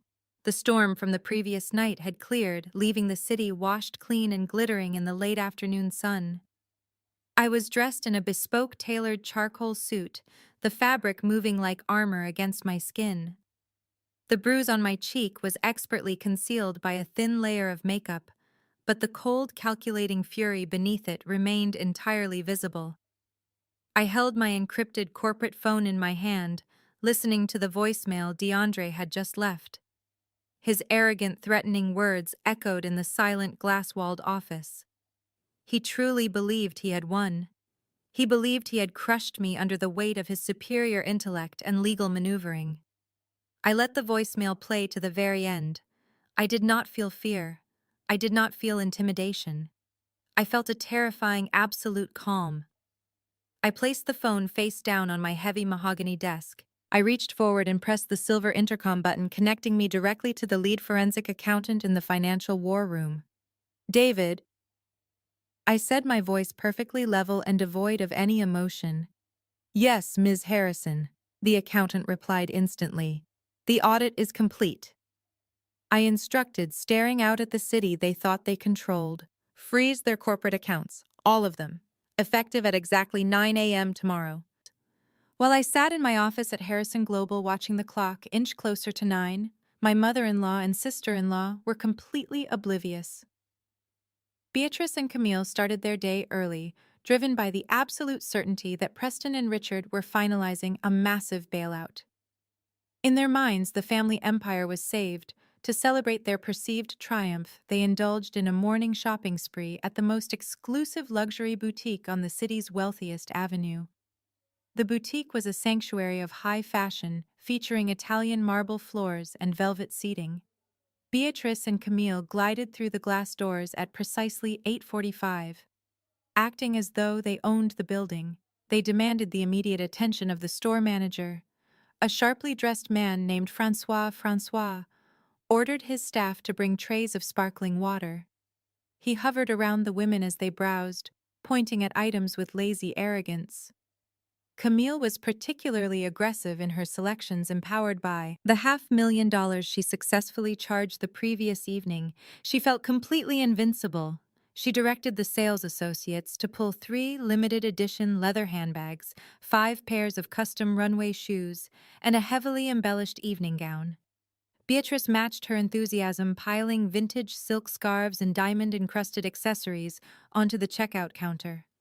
They laughed loudly, discussing winter vacations and praising Preston's business acumen, ensuring every wealthy patron heard about their supposedly thriving fund. The clock ticked forward. It was exactly 9 o'clock. At that precise second, my forensic accountants executed the absolute freeze directive across the entire financial network tied to Richard's firm.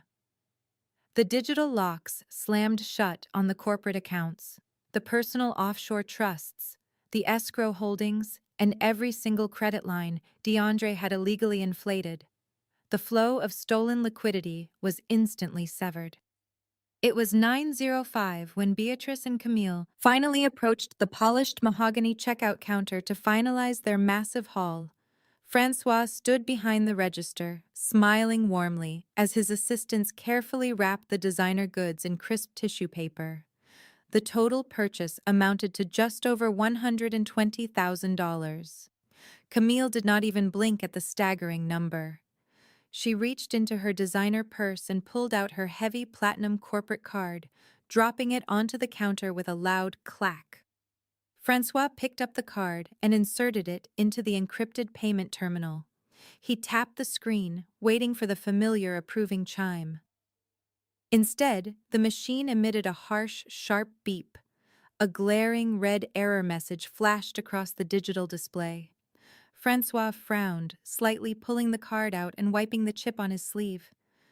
"My apologies, madam," he said, his voice smooth and reassuring.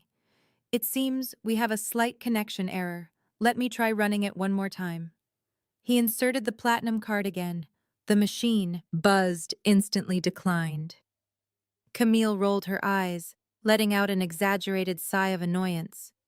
"The bank is probably putting a fraud hold on it because the purchase is so large," she stated, waving her hand dismissively. "Just force it through manually." "Francois, my husband is closing a massive deal this morning. I am afraid I cannot override a hard decline from the issuing bank." Madame Francois replied, his fawning demeanor cooling slightly. "The terminal is explicitly instructing me to retain the card." Beatrice stepped forward, her face flushing with indignant anger. "Do not be ridiculous," she snapped, snatching the platinum card from the counter before Francois could confiscate it. "Their system is clearly malfunctioning. Here, use my card." Beatrice produced an exclusive black metal card tied directly to Richard's primary executive account. She handed it to the manager with a triumphant smirk, expecting the problem to be instantly resolved. Francois processed the black card. The terminal beeped a third time. The red light illuminated the counter. "Declined." The polite smile completely vanished from Francois's face. He placed the black card back on the mahogany surface and took a deliberate step backward. "I am very sorry, ladies," he announced, his voice projecting clearly across the quiet boutique.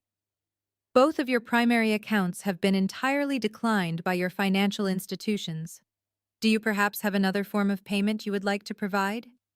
He spoke loudly enough that the other elite shoppers stopped what they were doing and turned to look. The wealthy patrons exchanged eager, whispered comments. In their hyper-competitive social circle, a declined credit card was the ultimate mark of shame. Beatrice turned a violent shade of pale.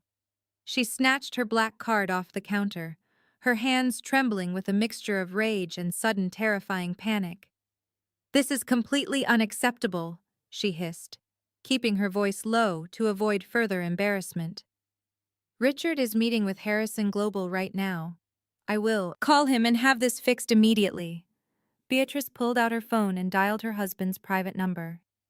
She paced nervously. The line rang repeatedly before transferring to voicemail. Richard was sitting in my glass boardroom, entirely cut off from the outside world. Camille felt a cold knot of dread. She pulled out her own phone, her manicured fingers shaking as she bypassed her contacts and dialed DeAndre's direct line. She turned away from the staring crowd to hide her rising hysteria. DeAndre answered on the second ring. He was striding confidently through the marble lobby of his law office, preparing to review the final bailout documents. "What is it, Camille?" he asked. "DeAndre, you need to fix the bank accounts right now," Camille hissed frantically. "My platinum card just declined and Mom's executive black card declined too. Call the bank and clear the fraud hold immediately." DeAndre stopped walking. His polished leather shoes halted in the center of the lobby. He pulled out his encrypted smartphone and quickly opened his secure banking application. He expected to see a standard hold. Instead, DeAndre realizes every single account tied to the family firm is locked due to suspicious activity pending investor review. DeAndre stared at his phone screen, refusing to believe the red notification displaying the lock on all family accounts. Camille was screaming on the other end, demanding he fix the declined cards immediately, but her frantic voice sounded like distant static. He abruptly ended the call, severing her panicked demands without offering a word of reassurance.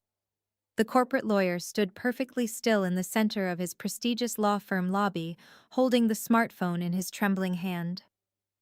This was not a standard banking error or a simple fraud hold. The specific phrasing indicated a catastrophic intervention from a much higher financial authority. Suspicious activity pending investor review meant the institutional backers had triggered a complete structural freeze on every asset tied to Richard and Preston. DeAndre forced his breathing to slow, relying on cutthroat legal experience to suppress his rising panic. He shoved the phone into his tailored suit pocket and adjusted his cuffs, adopting his usual mask of arrogant invincibility. He needed to reach his private office, access the secure terminal, and manually override the freeze using his emergency backdoor protocols. He took a confident step forward, but stopped dead in his tracks. The atmosphere in the grand marble lobby was completely wrong. The firm usually buzzed with the energetic hum of paralegals rushing between meetings. Today, an eerie, suffocating silence hung heavily in the air. DeAndre looked toward the front reception desk. His lead secretary, a veteran administrative professional who never lost her composure, was standing rigid behind her mahogany counter. Her face was entirely drained of color. She was clutching a thick stack of manila folders and staring at DeAndre with absolute terror in her eyes. Before DeAndre could ask her what was wrong, three men stood up from the leather waiting chairs. They did not look like the wealthy corporate clients who typically patronize the firm. They wore cheap, off-the-rack gray suits and sensible rubber-soled shoes. They moved with a synchronized, predatory efficiency that immediately triggered every defense mechanism in DeAndre's highly trained, legal mind. The lead investigator, a tall man with a severe buzz cut and a completely emotionless face, walked directly toward DeAndre. The man did not extend his hand for a polite greeting. Instead, he reached into his breast pocket and produced a black leather wallet. He flipped it open, revealing a shining silver badge bearing the seal of the federal government. "We are forensic auditors acting on behalf of the Securities and Exchange Commission," the lead investigator announced, his voice projecting clearly across the silent lobby. "We received an anonymous, heavily documented tip regarding severe irregularities in this firm's financial management. We are executing an immediate emergency audit of all corporate escrow holdings linked to your wealth management partners. You are hereby directed to surrender all administrative access to your digital servers and physical filing cabinets. Do not attempt to log into your workstation. Do not attempt to destroy any documents. You are officially under federal investigation." The words hit DeAndre with the devastating force of a heavy physical blow. His heart slammed against his ribs like a trapped animal. The mask of arrogant invincibility shattered completely, leaving only raw, paralyzing terror. The federal government was not supposed to be here. He had hidden the financial crimes behind layers of complex offshore holding companies and convoluted corporate structures. He thought he was untouchable. But the sudden, unannounced arrival of the Securities and Exchange Commission meant the paper trail connecting Naomi's stolen funds to the Cayman Islands Trust was completely exposed.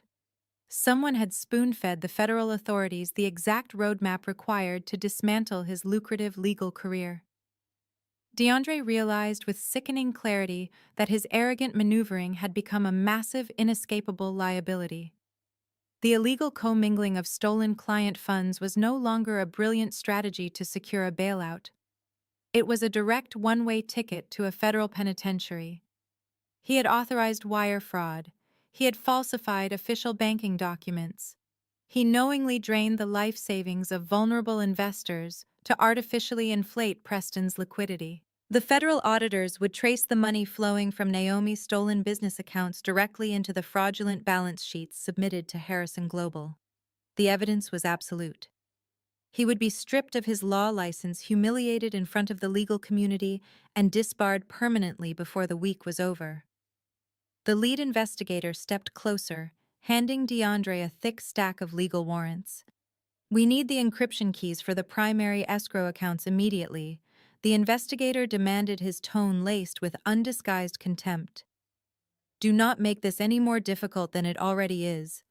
We currently have tactical teams waiting at your partner wealth management firm. We are locking down absolutely everything in this building." DeAndre felt his knees weaken. He was trapped, surrounded by federal agents in his own lobby. There was absolutely no way out of the building, and no legal loophole clever enough to save him from the undeniable proof of his crimes. He needed to warn Preston. The bailout meeting was a trap.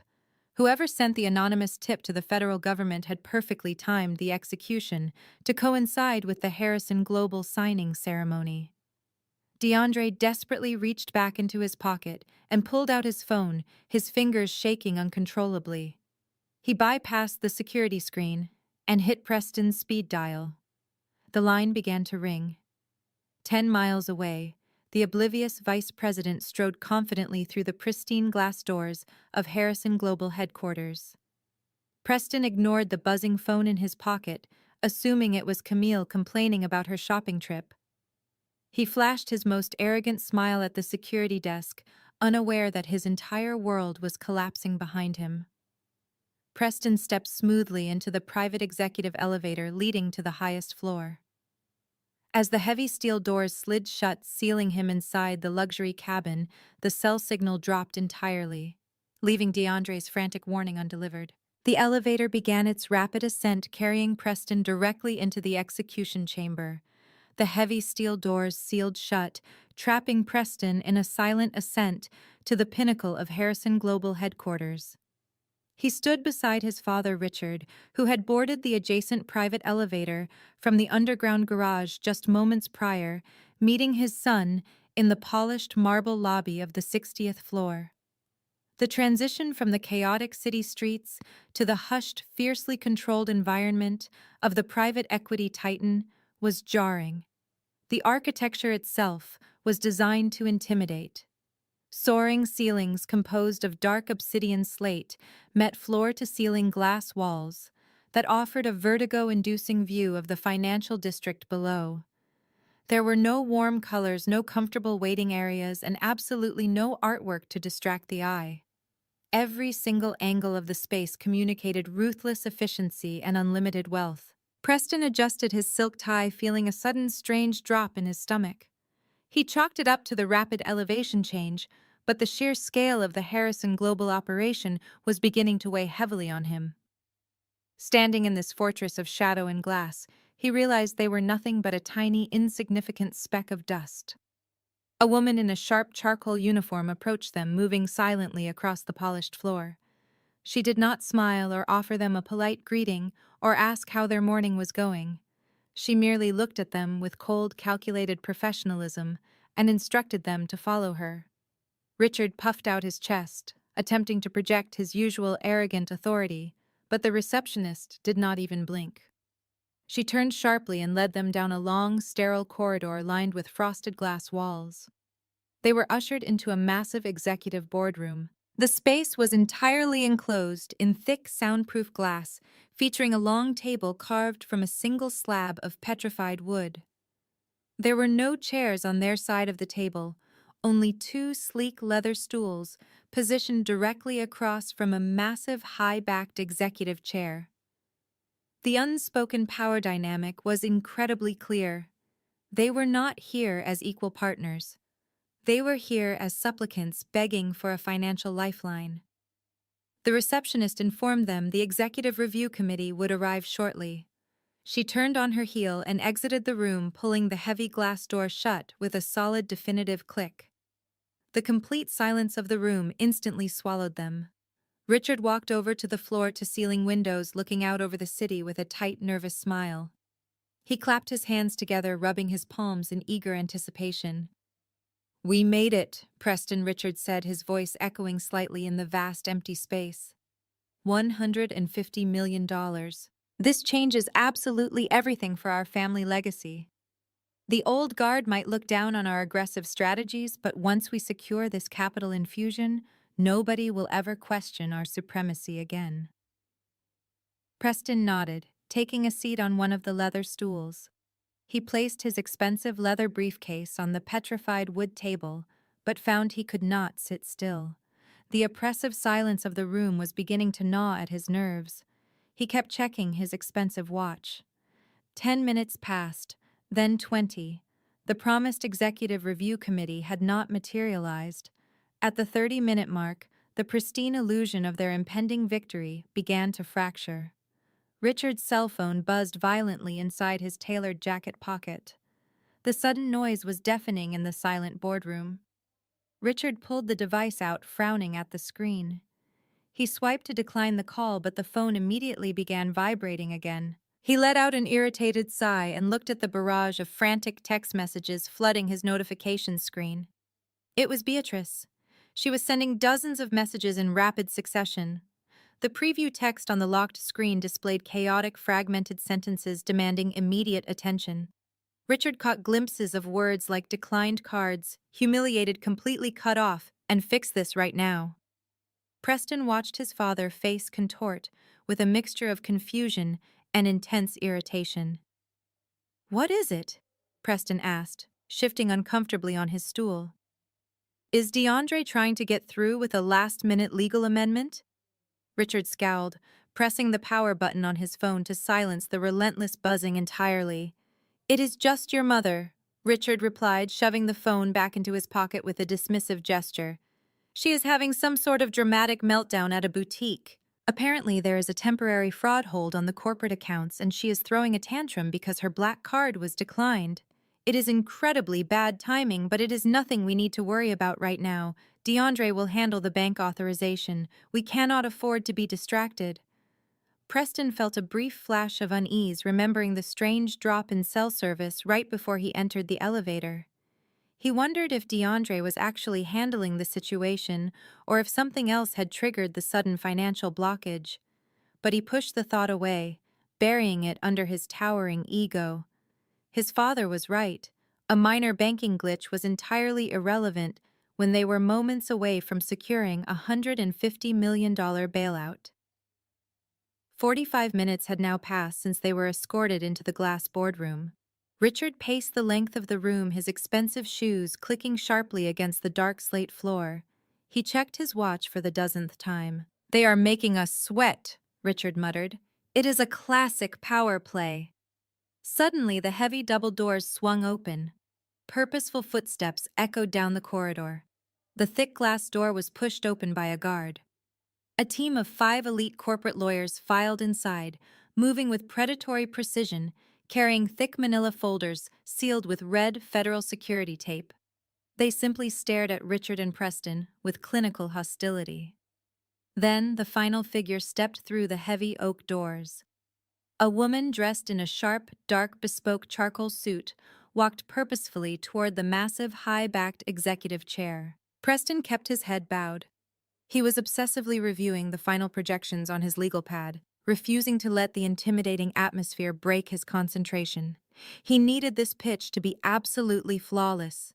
He muttered under his breath, rehearsing the opening lines about market stability and generational wealth. Beside him, Richard let out a loud, arrogant scoff that echoed across the vast glass boardroom. Richard crossed his arms and glared at the woman approaching the head of the table. "What on earth are you doing here?" Richard demanded, his voice dripping with absolute contempt. "Did they seriously send my disgraced daughter-in-law to bring us coffee? If this is some kind of pathetic attempt to beg for your marriage back, you have chosen the worst possible moment. Get out of here before you ruin the most important meeting of our entire lives. We are not going to let you ruin this very important financial deal for us today or tomorrow." Preston finally stopped rehearsing his pitch, snapped his head up, irritated by the sudden disruption. The pen slipped from his fingers and clattered loudly against the petrified wood surface. Preston froze. All the air instantly vanished from his lungs. The woman standing before them was not holding a silver coffee tray. She was not crying or begging. She was flanked by a team of 5 elite corporate lawyers who treated her with absolute terrifying reverence. The dark purple bruise on her cheekbone was expertly concealed, but her eyes were entirely, completely unrecognizable. They were the eyes of a ruthless apex predator. Naomi did not offer Richard a single word of response. She did not even acknowledge his petty insult. She moved with a fluid, terrifying grace and took her seat directly in the massive, high-backed executive chair. The 5 corporate lawyers immediately took their positions, standing silently behind her like a royal guard. Naomi reached forward and placed her hands flat on the polished table. She looked at Preston and then at Richard. Her silence was a weapon, and she wielded it with devastating precision. Richard shifted uncomfortably on his leather stool. His arrogant posture began to crumble under the crushing weight of her silent stare. He opened his mouth to issue another command, but the words died in his throat. Naomi reached out and pulled the thick manila folder toward her. The folder was sealed with red federal security tape. She broke the seal with a sharp, decisive snap. She flipped open the heavy cover, revealing the exact $150 million bailout portfolio Preston and DeAndre had so desperately submitted to Harrison Global. "Let us begin the final liquidity audit," Naomi stated, her voice perfectly level and devoid of any human empathy. She did not look at them as she spoke. She looked only at the fraudulent numbers. "You claim a primary unencumbered capital pool of $40 million. You listed this as immediate cash on hand available for cross-collateralization against the commercial real estate development in the tech corridor." She turned the page, her movements slow and deliberate. "However, my forensic accounting team ran a complete routing analysis on these specific deposits over the past 48 hours. This liquidity is not unencumbered. It is not even yours. You engaged your corporate lawyer to execute a highly illegal commingling maneuver. You systematically drained the escrow accounts of your most vulnerable clients to artificially inflate your balance sheet." Richard gripped the edge of the table, his knuckles turning stark white. He looked at Preston with wide, terrified eyes. Preston was completely paralyzed. His mouth opened, but no sound came out. The pristine illusion of their financial supremacy was being ripped apart by the very woman he had locked out in the freezing rain just hours ago. Naomi turned another page, highlighting a section of the document with a silver pen. "You then routed these stolen funds through a series of shell corporations before depositing them into an irrevocable offshore trust located in the Cayman Islands, a trust legally registered to your sister Camille. You attempted to use federally protected client money to secure a private equity bailout, committing wire fraud and severe securities violations in the process. You thought you could mask the deficit, but your architecture was fundamentally flawed." The sheer accuracy of her dismantling was breathtaking. She was reading their financial death sentence line by line, exposing every single criminal shortcut they had taken to keep their sinking empire afloat. Richard began to hyperventilate, his chest heaving as the reality of federal prison materialized before his eyes. He realized the bank freeze Beatrice had panicked over was not a temporary glitch, it was an execution order. Preston reached his absolute breaking point. The crushing humiliation of being systematically destroyed by his discarded wife was too much for his fragile, towering ego to bear. The terror of impending federal charges morphed instantly into blind, desperate rage. He slammed his open hand down onto the petrified wood table with a deafening crack. The impact rattled the heavy glass walls of the boardroom. "Shut your mouth!" Preston screamed, his voice cracking with pure panic and fury. "I do not know how you got into this building or who you slept with to get your hands on our private financial documents, but you are going to stop talking right now. You are a delusional, glorified construction worker. You have absolutely no authority here. Get out of this boardroom immediately before you ruin this deal and destroy our entire family." Naomi did not flinch at his outburst. She simply closed the heavy manila folder. She leaned forward, closing the physical distance between them across the massive mahogany table. She reached into the pocket of her bespoke charcoal suit and pulled out a single thick piece of premium cardstock. With a swift flick of her wrist, she slid the business card across the polished surface. It glided silently, stopping exactly an inch from Preston's trembling hands. Preston looked down at the thick premium cardstock resting on the petrified wood. His eyes locked onto the embossed silver lettering. He blinked once, trying to process the information. He blinked twice. His lips parted, but the air seemed to have completely vanished from the room. The text was impossible to misunderstand. It read, "Naomi Harrison, Executive Vice President and Majority Shareholder." The heavy silence in the glass boardroom stretched into an eternity. Preston dropped his gaze from the card to the woman sitting at the head of the table. The color rapidly drained from his face, leaving behind a sickly, translucent pallor. The arrogant snarl he wore just seconds ago completely melted away, replaced by a profound, paralyzing terror. He finally realized the magnitude of his catastrophic error. He had not just slapped his wife, he had struck the sole heir to the very empire he was currently begging for financial salvation. His entire world was collapsing right before his very eyes. Richard leaned over to look at the business card. His eyes scanned the silver text, and a violent shudder wrecked his entire body. He grabbed his chest, his breathing turning into shallow, rapid gasps. The older man began to hyperventilate the reality of their impending doom crushing his lungs. The elite wealth management fund he spent decades building was completely at the mercy of the woman he had publicly humiliated. The night before, Richard slumped back onto his leather stool, gripping the edge of the table to keep from sliding onto the dark slate floor. He tried to speak to formulate an apology or a plea, but his throat was entirely paralyzed by shock. The walls were closing in on him. His legacy was dead and buried. Naomi did not raise her voice. She did not yell or display a single ounce of the vindictive rage they expected from a discarded spouse. She spoke with a terrifying absolute calm that chilled the blood in their veins. "You thought you were so incredibly clever, Preston," she began, her voice echoing sharply against the glass walls. "You believed you could take my hard-earned money, the capital I built preserving historic foundations, and simply erase my claim to it.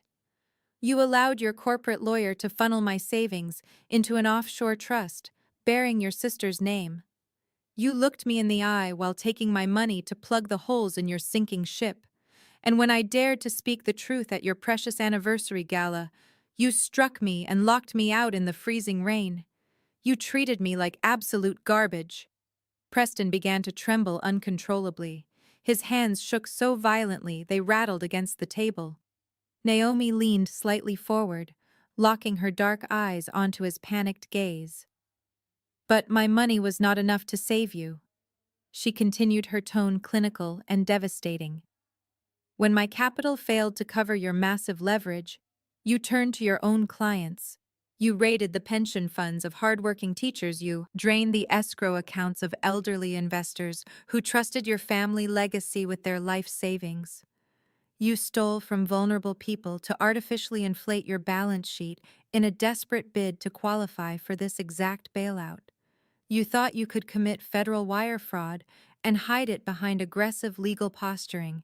You truly thought you were untouchable, masters of the financial universe. You thought completely wrong." Richard let out a pathetic whimpering sound, his face buried in his hands. Naomi shifted her gaze to her father-in-law, showing absolutely zero pity. "You stood at that podium, Richard, and mocked my lack of pedigree.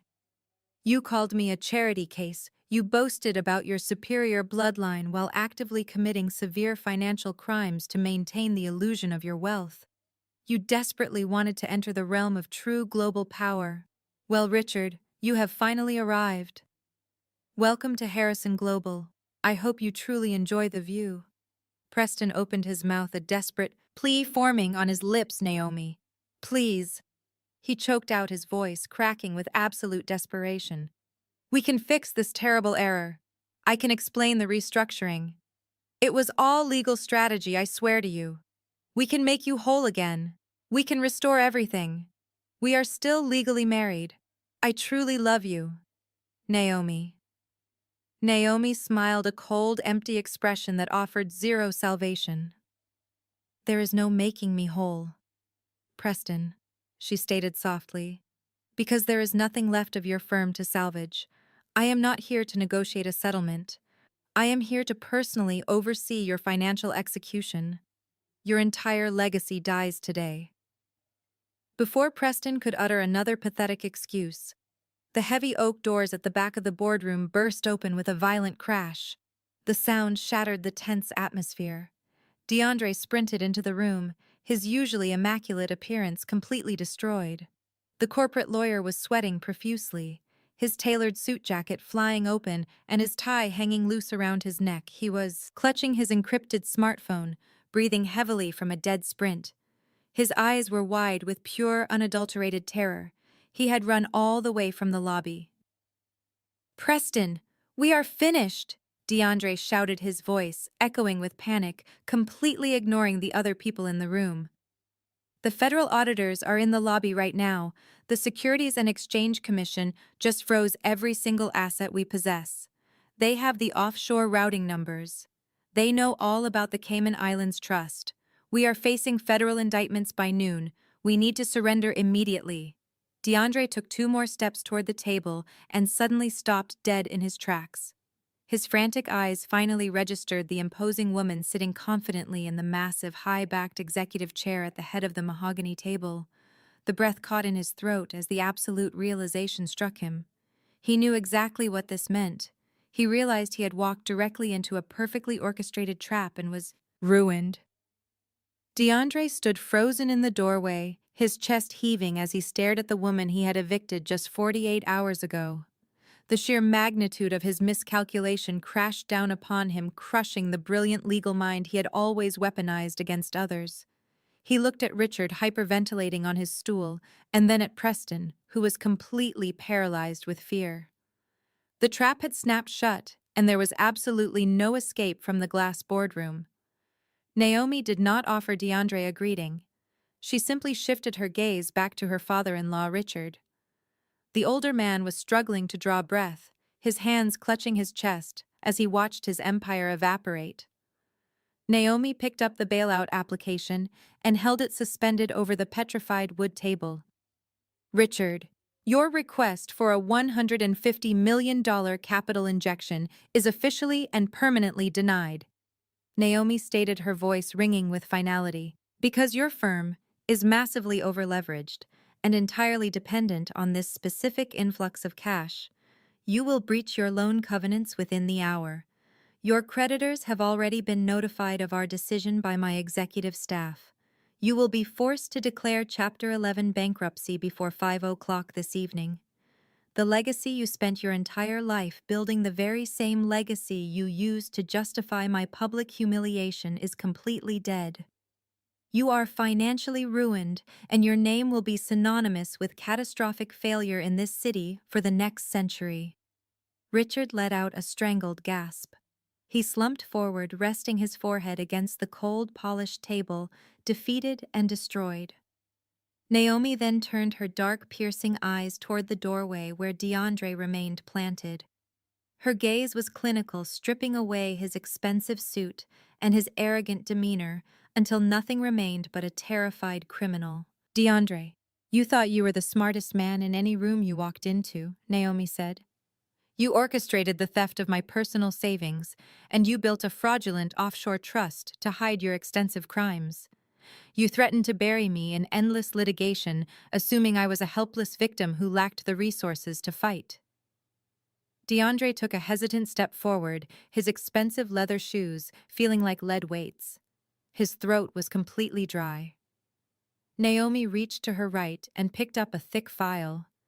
She slid it forcefully across the massive mahogany table, stopping precisely at the edge, right in front of DeAndre. He looked down at the label, recognizing the internal routing codes for his own law firm. "Open it," Naomi commanded. DeAndre reached out with a trembling hand and flipped open the cover. Inside lay the undeniable proof of his wire fraud bank transfers, unauthorized client withdrawals, and the exact digital signatures connecting him to the Cayman Islands accounts. The evidence was absolute and entirely damning. "You told me I did not have the money for a lawyer," DeAndre, Naomi said, leaning back in her high-backed executive chair. "You were right. I did not need one. I bought your firm's parent company this morning. You are fired, and you will be disbarred." DeAndre gasped, gripping the edge of the table to steady his shaking frame. The reality of her words meant his career was instantly obliterated. He was no longer a partner at a prestigious firm. He was an unemployed federal suspect facing decades in prison. "The forensic auditors currently raiding your lobby were personally dispatched by my acquisitions team," Naomi continued relentlessly. "They have the encryption keys, and they are seizing every single asset you thought you cleverly hid." By the time you take the elevator down to the ground floor, federal agents will be waiting to place you in handcuffs. Your wife, Camille, is currently experiencing the decline of her platinum credit cards across the city. I have also initiated the immediate foreclosure on the luxury estate you both reside in because it was listed as collateral in your fraudulent loan applications. You are going to federal prison. DeAndre and your wife is going to be sleeping on the street. DeAndre collapsed onto the leather stool, his face buried in his hands, shaking uncontrollably as the weight of his total destruction settled over him. The boardroom descended into a heavy, suffocating silence, broken only by the ragged breathing of the two ruined men. Naomi turned her full attention to the man across from her. Preston had watched his father and his brother-in-law get systematically dismantled in a matter of minutes. The arrogant wealth manager who had slapped her across the face and thrown her into the freezing rain was now stripped of his money, his status, and his false superiority. Preston looked at Naomi, his eyes wide with a desperate, pathetic panic. He realized that he was the last target remaining on her list. The sheer terror of losing everything broke the fragile remnants of his towering ego. He could not maintain the facade of a powerful executive for another second. Preston pushed himself off the leather stool, his legs trembling so violently they could barely support his weight. He did not yell or demand respect. He took 2 unsteady steps toward the head of the table and then completely collapsed. He fell onto his knees, hitting the dark slate floor with a loud thud. He crawled forward until he was positioned directly at Naomi's feet, his suit wrinkling against the cold stone. "Naomi, please," Preston begged, his voice cracking into a high-pitched whine. Tears streamed down his face. "I will change. I promise I will leave the other woman. I will end the affair today. I swear it." "It was not my fault," Preston sobbed, shifting the blame with pathetic eagerness. "It was my father. He forced me to take the aggressive positions. And DeAndre orchestrated the fraud. They manipulated me, Naomi. You have to spare me. Please, Naomi. I am begging you on my hands and knees." Preston remained on the dark slate floor. His expensive suit was ruined by the awkward way he crawled toward the massive table. Tears streamed down his face. He clasped his hands together in a desperate, pleading gesture. He looked nothing like the arrogant wealth manager who had paraded through the country club gala 48 hours ago. His face was blotchy and red. Saliva pooled at the corners of his mouth as he babbled incoherent apologies. He offered to sell his cars to pay me back. He offered to publicly apologize to my colleagues. He even offered to testify against his father and brother-in-law in federal court if I granted him mercy. I sat perfectly still in the high-backed executive chair. I looked down at the man I had called my husband for a decade. I felt zero pity. The 5 elite corporate lawyers standing behind me remained completely silent. They watched the pathetic display with cold professional detachment. Richard was slumped over the table, gasping for air as his financial empire evaporated. DeAndre remained frozen in the doorway, utterly paralyzed by his impending disbarment and federal indictment. The entire glass boardroom felt completely suffocating. I placed my hands flat on the polished, petrified wood surface. I pushed my chair back slowly. The scrape of the chair legs against the slate floor echoed loudly in the quiet room. I stood up to my full height. I smoothed the front of my bespoke charcoal suit. I stepped away from the head of the table and began walking toward Preston. The sharp click of my heels against the stone floor sounded like a metronome counting down the final seconds of his privileged life. The entire room held its breath. Richard stopped gasping and looked up with wide, terrified eyes. DeAndre swallowed hard, gripping the doorframe. Preston stopped his pathetic babbling. He looked up at me from his knees, trembling like a cornered animal. He braced himself, shutting his eyes tightly. He genuinely expected physical violence. He expected me to strike him across the face in front of his ruined family and my team of lawyers. He expected me to exact physical revenge for the brutal assault I suffered at his hands. I stopped exactly 2 feet in front of him. I looked down at his cowering form. I did not raise my hand once. I did not clench my fists. I spoke with a terrifying, gentle softness that cut deeper than any shouted threat could ever manage. I told myself I would make you pay for that slap. My voice was smooth and perfectly controlled. I spent the last 48 hours imagining the exact moment I would return the favor. I thought about how satisfying it would feel to strike you down and watch you bleed on this pristine floor, just like you made me bleed on the marble floor of the country club.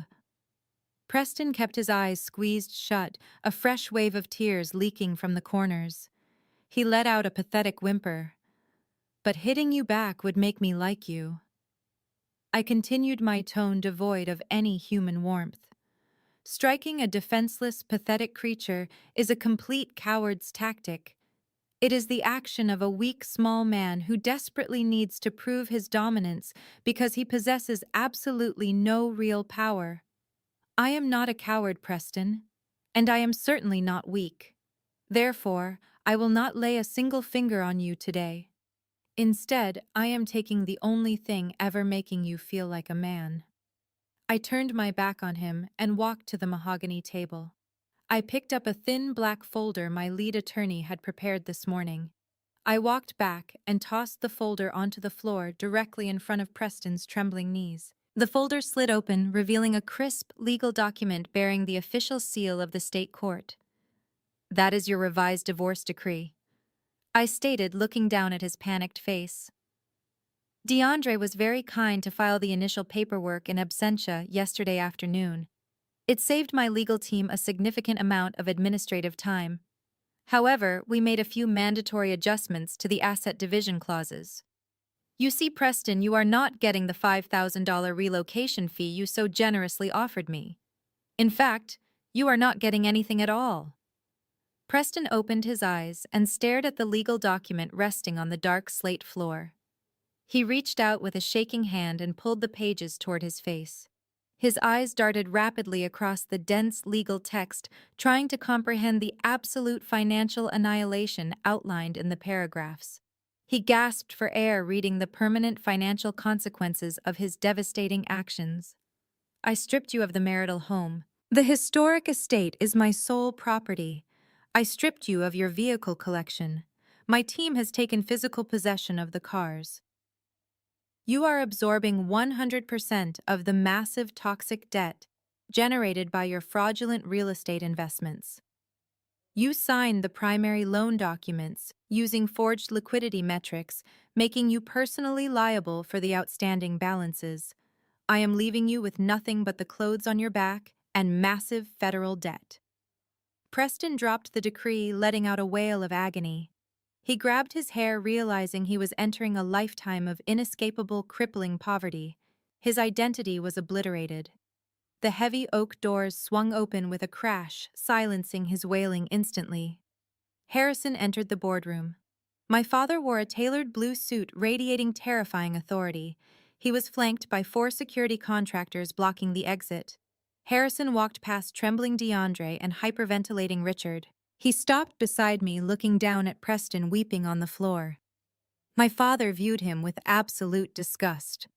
The powerful billionaire did not raise his voice. He simply turned his head toward the lead security contractor. "Remove these trespassers from my building," Harrison commanded. The 4 highly trained security contractors moved with fluid, uncompromising efficiency. They did not shout or brandish weapons. Their mere presence was enough to enforce absolute compliance. 2 of the men stepped forward and grasped Preston by his upper arms, hauling him off the dark slate floor. His legs gave out completely, unable to support his own weight. He hung suspended between the 2 large men, his expensive suit dragging against the polished stone as they hauled him toward the heavy oak doors. He continued to sob, a pathetic, high-pitched wail echoing through the glass boardroom. Richard did not require physical force. He stood up on shaky legs, his face completely drained of color. He looked broken, a hollow shell of the arrogant patriarch who had commanded the country club gala just 48 hours ago. He cast one final terrified glance at Harrison before shuffling out the door, flanked by the remaining security personnel. DeAndre, the brilliant corporate lawyer who had orchestrated the massive federal fraud, was the last to leave. He walked out with his head bowed, his career, his marriage, and his entire future completely obliterated. The heavy oak doors swung shut with a resounding thud, plunging the boardroom back into pristine silence. The 5 corporate lawyers gathered their files and exited quietly, leaving my father and me alone in the vast glass enclosure. Harrison walked over to the windows looking out over the city skyline. He turned to face me, a rare, genuine smile softening his typically harsh features. "You executed that flawlessly, Naomi," he said, his voice a low, proud rumble. "You did not just survive their attack. You completely dismantled their entire foundation. You proved exactly who you are." I looked down at the revised divorce decree resting on the petrified wood table. The signature line remained blank, waiting for Preston's inevitable compliance. I did not feel a rush of vindictive joy. I felt a profound sense of closure. The 10-year experiment was officially over, and the true work of building my legacy was just beginning. 6 months later, the city air was crisp and bright, reflecting the vibrant energy of early autumn.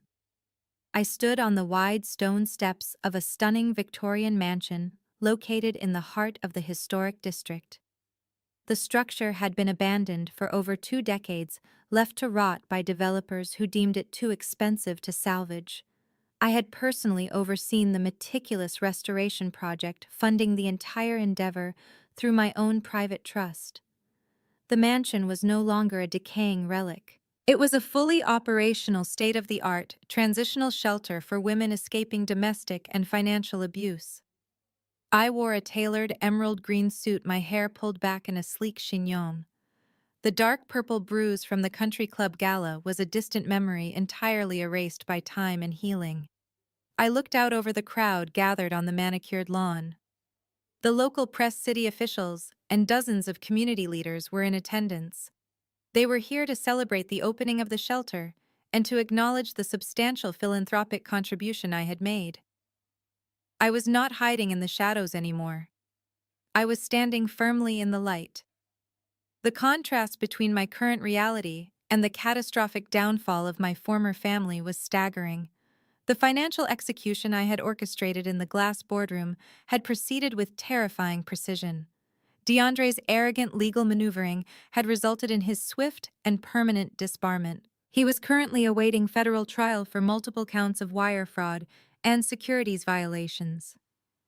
To cover his mounting legal fees, he had taken a job as a low-level paralegal at a discount law firm, forced to fetch coffee for attorneys he once considered vastly inferior. Camille and Beatrice, the self-proclaimed queens of the elite social circle, had experienced an incredibly harsh reality check. Their luxury estates were seized by the bank. Their exclusive country club memberships were revoked. They were currently residing in a cramped 2-bedroom apartment on the outskirts of the city. Without access to the stolen client funds, they were forced to systematically liquidate their designer wardrobes. Beatrice was frequently seen at high-end consignment shops, aggressively haggling over the resale value of the vintage silk scarves and diamond-encrusted accessories she had purchased on the morning of their financial ruin. Preston suffered the most spectacular collapse. Stripped of his home, his cars, and his lucrative career, he was saddled with the massive toxic debt from his fraudulent real estate investments. The elite social circle he so desperately worshipped had completely exiled him. He was blacklisted from every financial institution in the state. The last I heard, he was working a minimum-wage retail job at a suburban home improvement store, wearing a bright orange vest and stocking shelves in the plumbing aisle. His carefully constructed image of power and superiority was entirely annihilated. I stood on the stone steps of the newly restored shelter, holding a pair of oversized golden scissors. The mayor concluded his introductory remarks and gestured toward me. The crowd erupted in enthusiastic applause. I smiled, a genuine, radiant expression that felt completely natural. I felt my phone buzz in the pocket of my emerald suit. I pulled the device out and glanced at the screen. It was a text message from Harrison. The message read simply, "The foundation is solid. I am very proud of you. I read the words twice, feeling a deep, profound warmth spread through my chest. I locked the screen and slipped the phone back into my pocket. I looked out at the supportive crowd, the flashing cameras, and the beautiful historic building I had saved from destruction. I was no longer a victim seeking validation from toxic parasites. I was no longer hiding my true potential to appease a fragile man's ego. I stepped forward, gripping the golden scissors firmly. I was Naomi Harrison, and I was the absolute architect of my own empire. The story of Naomi's rise from a humiliated, diminished wife to a commanding architect of her own empire illuminates a profound lesson: never shrink yourself to fit into a space that was never meant to hold your true potential. For a decade, Naomi hid her incredible wealth, intellect, and lineage, hoping to be loved for her character rather than her status. Yet by diminishing her light to comfort her husband's fragile ego, she inadvertently allowed toxic people to exploit her perceived vulnerabilities. She learned the hard way that shrinking yourself does not buy genuine love or respect. It only invites exploitation from those who prey on the weak. True empowerment begins the moment we stop accepting the false narratives that manipulators project onto us. When Naomi was publicly humiliated, slapped, and financially stripped by Preston and his arrogant family, she did not respond with chaotic vengeance or desperate pleas. Instead, she reclaimed the identity she had buried. She weaponized her quiet observation, her resilience, and her sharp intellect. Her ultimate victory was not merely dismantling her in-laws' fraudulent financial empire, but stepping back into her own authentic power. She proved that our value is not determined by those who fail to see it, but by our own willingness to stand firmly in our truth. We often compromise our boundaries to keep the peace, hoping our sacrifices will be met with mutual loyalty. Naomi's journey reminds us that authentic relationships are built on mutual respect, not subjugation.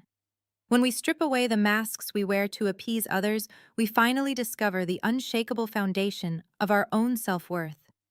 Take a moment today to evaluate the relationships in your life and boldly step away from any table where your true worth is not being respected.